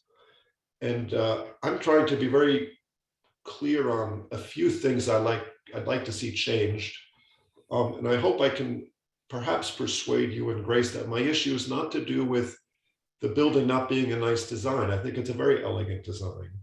I agree with Alex's assessment that the massing of the building now has been broken up sufficiently that I think the pieces are going to be okay. It's not a full 400-foot facade, it's 3 pieces. He's right, maybe we can tweak the middle, but that work has been done. I think the material selections are wonderful. It does all the things we're talking about. I'm just asking for it to be more contextually compatible by not having the pieces all have this same je ne sais quoi flavor to them that you like. You want the building to have that as a designer. I'm trying to say that it's not compatible with this neighborhood, and that's why something has to be changed. And if you and Grace could just please get your head around that concept of what's the right compatibility, we can give them direction that maybe all of us can support, and then we can move this forward, because this project deserves to be moved forward. Hi, Chair Osma, and thank you, Board Member Balte. I actually was going to jump in and ask Alex if he wanted to change his straw poll vote. It sounds like, Alex, you may be conflicted in terms of council has asked us to look at it again, and therefore I would like to, take on that mission, although I don't have any comments. And so I just wanted to say, isn't that a vote on the other side? So I just want to offer that. And then also, there are no sides here. I agree, Board Member Balte. I feel that this design, as presented and approved and voted on by 4 members last year, is, or all of us actually, because the subcommittee items were these small things on the cap on the shingled wall. And I mean, if you look at this list in the appendix, attachment A, and I just want to say clearly, I feel like this is very much compatible with the neighborhood. I believe I said that in my comments in 3 meetings previously. So I just wanted to be clearer in my comments there. Yeah, and I'll kind of also try to add on. And I'm not trying to create division in the board at all. And I think we should be talking about this. This is what we're supposed to be talking about. I think let's have a debate on this facade right now. Because I don't know if you guys remember, but in one of the first presentations that the applicant did for us, there was a diagram where the applicant studied the context, the context, and they had, I don't know if the applicant has this handy at all, because it's a really old presentation, but they basically took a whole elevation of the streetscape, and they marked the rhythm of all the buildings on the streetscape, and they used that to inform the major rhythms of their building. And it was one of the biggest, most convincing diagrams I've seen about how this project is contextual and like relevant to the context, because they looked at those things we care about, rhythm, and put that into their design. And so I don't understand, actually, maybe you can explain to me why you feel like this isn't contextual, because I do think that there is a rhythm here that feels small scale, that is, marching through this facade, that helps it, makes it really nice to be around. Chair Osma, may I also think it's pretty clear where we each stand in our comments right now. The only person that I'm unclear of is Board Member Liu, and maybe it suffices to say that we're split on this issue, 2-3 or whatever it is, 3-2, and Amy can write that down. I'm just not sure if we need the debate at this time. Ordinarily, Grace, I think you're right, but with Alex stepping down, that leaves the applicant really rolling the dice. Oh, sure. So maybe we just need to have Alex speak. Well, I kind of Thank wanted you. to. Sorry, Alex, but I mean, So, it might be great to pass the baton to Alex since, I think so excuse me, but there's a 5th party here too. Osma, sort of talking to you and Grace about this, I agree with a lot of what you're saying, but I think that the distinction between the volumes isn't strong enough, that it could be stronger. In what way? Like, how would you want it to be strengthened? Do you I want more distance between, say, like these 2 volumes? Yeah, the whole idea of the entry on the left is rather weak. You kind of slide into the building. I mean, the reality of what's going to happen here isn't just the texture of the outside of the building, which I accept, and I think it's pretty well done for above grade, at least, not to mention my other concerns. But I think that the definition of the separation of the volume, for example, doesn't really work with the one that's way to the left, because it's really merged in from one element to another. So the 2, the way you get into the door that is an entry at that point or an exit, doesn't define it as a separate shape. So it needs work. It needs work, and the the texture of the outside otherwise is residential and feel, and the way in which the window patterning works, it works well for the masses for the most part. I can agree with much of what was designed, but I just don't think it emphasizes enough the two in between entry points. I frankly not thrilled with the whole roof line, which Peter's been mentioning. But the, you know, it would be nice to see what this building looks at dusk, you know, because those windows are all going to light up differently. There's an interesting patterning going on in the outside. But it is basically sort of saying at this point, the interesting area is the courtyard. The quieter area is the outside, because we really don't want to overwhelm our neighbors in any way. So it isn't emphasized or dramatized the way in which the center courtyard works. If I can jump in again and maybe suggest that the applicant might be ready with some the study about the compatibility, if anyone wants to see that. That was shown quite some time ago, in the summer of 2020, I think, August maybe. I would ask Board Member Balte and Board Member Hirsch if they would be interested in seeing that to help guide the compatibility argument. I'd be interested. Board Member Balte? Well, sure, let's see it. I'm always eager to see things again. Okay, great. I found the presentation I think that you're referring to, which is, yeah, you're right. It was one of the first ones we looked at when we pulled this up. Please let me know if you can see PowerPoint. Yep. Okay. This was from that presentation. And, you know, from our observations of walking through the neighborhood and taking in the variety of all the the front doors and the facades of the residences that align with Kellogg as well as Bryant and Emerson. And the thing that kind of jumped out at us was, you know, the variety of materials, a variety of eaves, a variety of window sizes, and then also the setbacks, you know, how the subtle setbacks, when you're looking at it along the street, they form a fabric. And that was kind of our intent. They form a fabric, and there's not a hierarchy of a grand gesture in the fabric of the neighborhood. And we wanted to reflect that back in how we started to look at the design of the longest facade in the project, which is the Kellogg Street facade. So these were the diagrams we used to look at it. And we analyzed it in an elevation, which we all know we never experience a building in elevation. We always experience it in perspective and a relationship to all these other things. But this was at least a way to start to help us define massing and windows. These were, you know, drawings overlaid over the street across from our facade, looking at you know, where openings are between buildings, the heights of things, where windows are, roof materials. And then we overlaid our facade on that to really try to help kind of get to a point where we were looking at, again, an idea of fabric and less of figure, like of a heroic kind of moment into the project.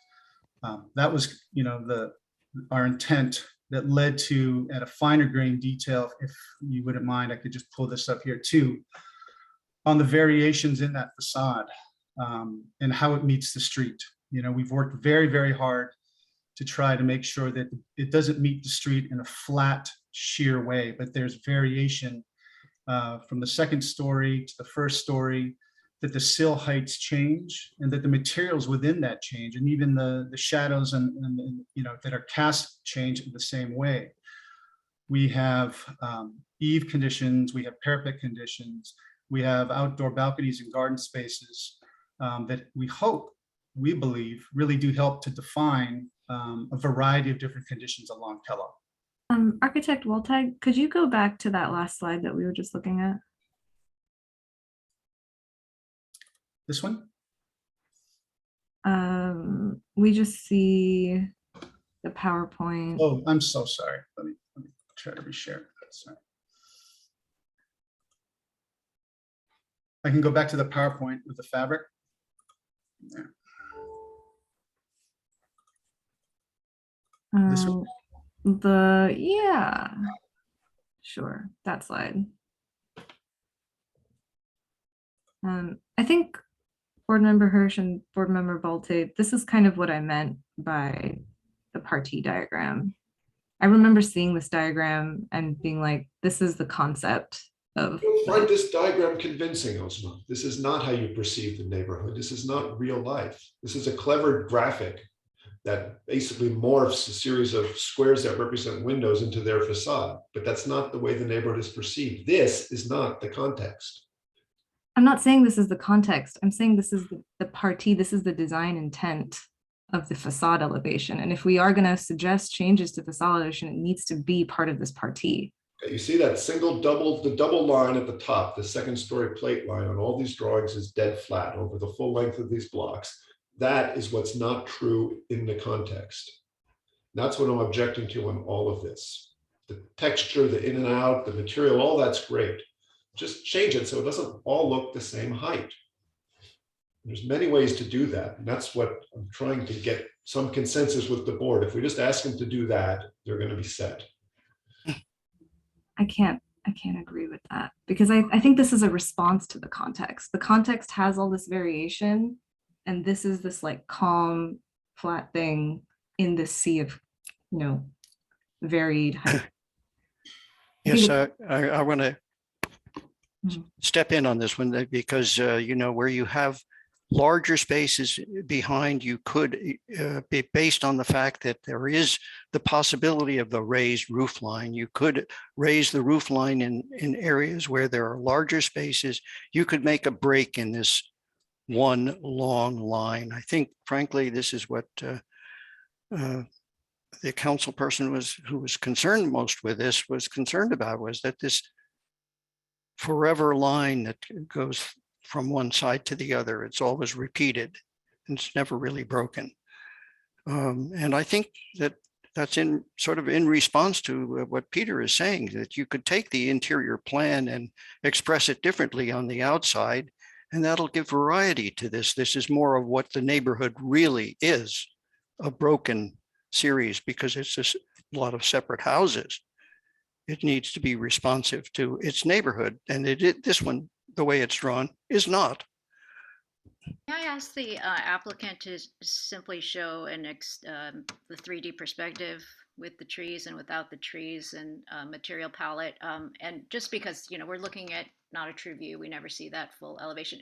And I actually am not a proponent to keep going in this direction in terms of debate. I just wanted to point out that we all approved this elevation, there was a lot of consensus in our past 3 meetings last year. And I also would just love to hear from Board Member Liu. I'm sorry, Alex, to put you on the spot, but I guess it's really clear how the 4 of us feel. And if we are trying to give Amy and the applicant and the community some direction, it would just be wonderful to have all 5 board members. And then maybe we can just move forward, is my suggestion, Chair Ozma.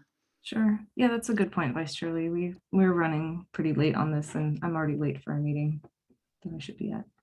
Yeah, I'm just showing some snippets to kind of give a sense to show, the variation along that it's not a consistent eave line across the whole facade of the building, that there's a lot of attention to providing differentiation with that eve line. So even though in a 2D graphic, you never experience it that way, you're going to experience a building in perspective. And I think some of the earlier views, let me pull up something. I don't have one with the trees, but let me see if I can pull up another version. I think I have the one from the application. This one, right? Yeah, that's an important one to show. Is this the one, Vice Chair Lee? Yeah, that shows the variation in it. That eave line is not experienced in an elevation. It's broken multiple times across the length of Kellogg. There are openings that break through the whole facade, through the whole massing on the 2nd floor. So this is a very helpful drawing to kind of help, this is why we showed it, because elevations don't quite tell the whole story, right? That's really helpful. And I guess I just go back to the word compatibility. And, it would be wonderful just, maybe we can move on from here. It seems like everyone's offered, as they're willing, their interpretation on compatibility and context. I'll just reiterate again, I feel strongly that no modifications are needed. Okay. Board Member Liu, I just want to give you a chance to speak if you want to, and then we can probably move on. Yeah, I don't have anything else to add other than, the council is being sent back to the council. So I think we have to re-examine all of these items again.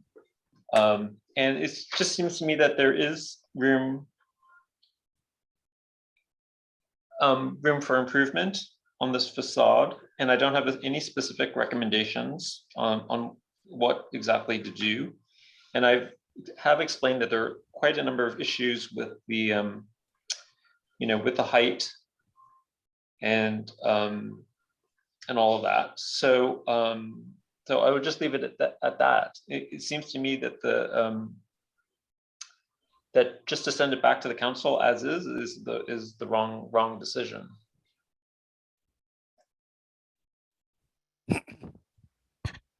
Yeah, maybe we should have a meeting with the council to kind of understand their concerns also. Okay, well, it seems like we're kind of split as a board on this. But I think a lot of comments have been made that are helpful. Hopefully the applicant has been taking notes. I had another straw poll item here that was Board Member Hirsch's recommendation to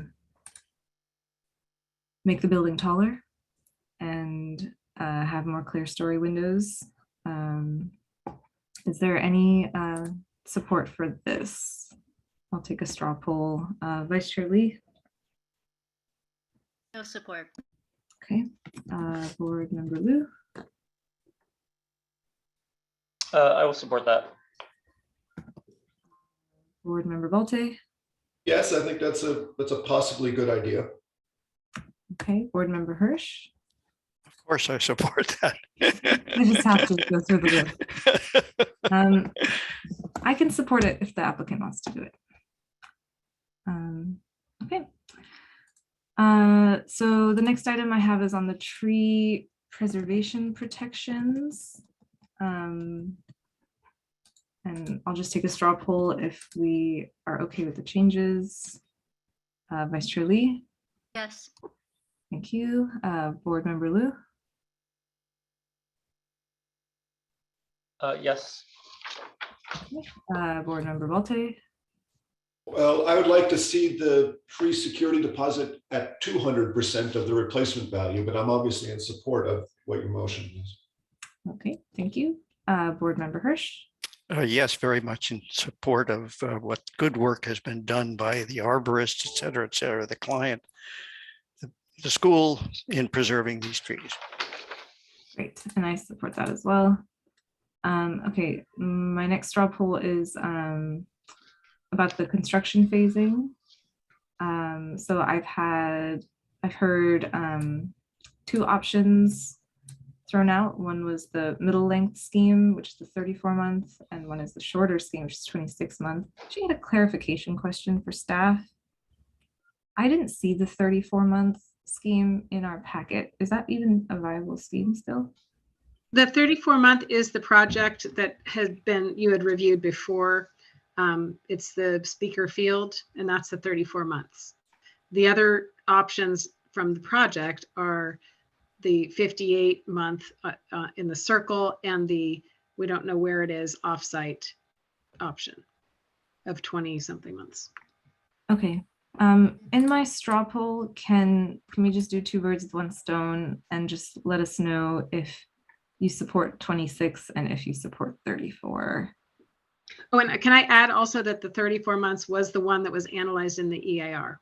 So just because we care about that. Okay. All right, Vice Chair Lee. Support the 34. And what is your opinion on the 26? I just don't see the proposal for 26. The 26 is all the students go off-site for the entire duration. So there's no But there's no site provided or, any context around that. But yeah, I'm open if they want to pursue that as well. I'm open to either, but I defer to what we reviewed previously that seemed to work. Okay, thank you. Board Member Liu? Yeah, I'm the same opinion as Board Member Lee. I do have a slight preference for the 26th month. Okay, thanks. Board Member Bolte?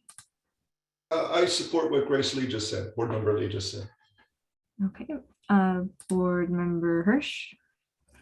I support what Alex says. My preference is for the 26th and much greater preference towards off-site location for the school to expedite the construction. But I would accept the 36 if it is an only possibility. Okay. Yeah, and I agree with Board Member Hirsch. Could accept either, preference for 26, and Board Member Liu.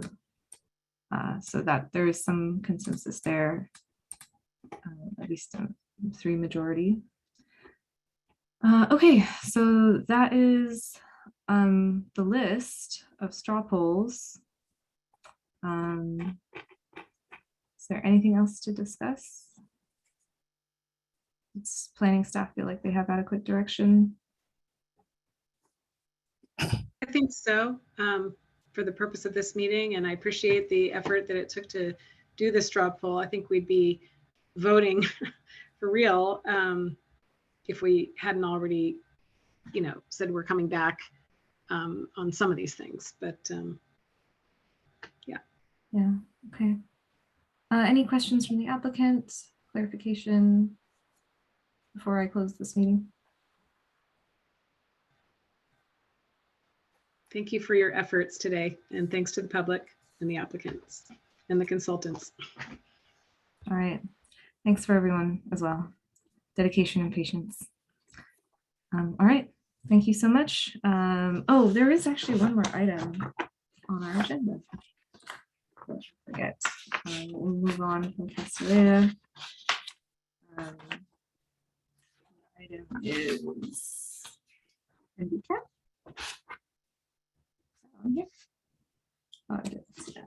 No, so we had removed NVCAP because I don't think there were any further updates, but if there are, Board Member Liu could certainly provide those.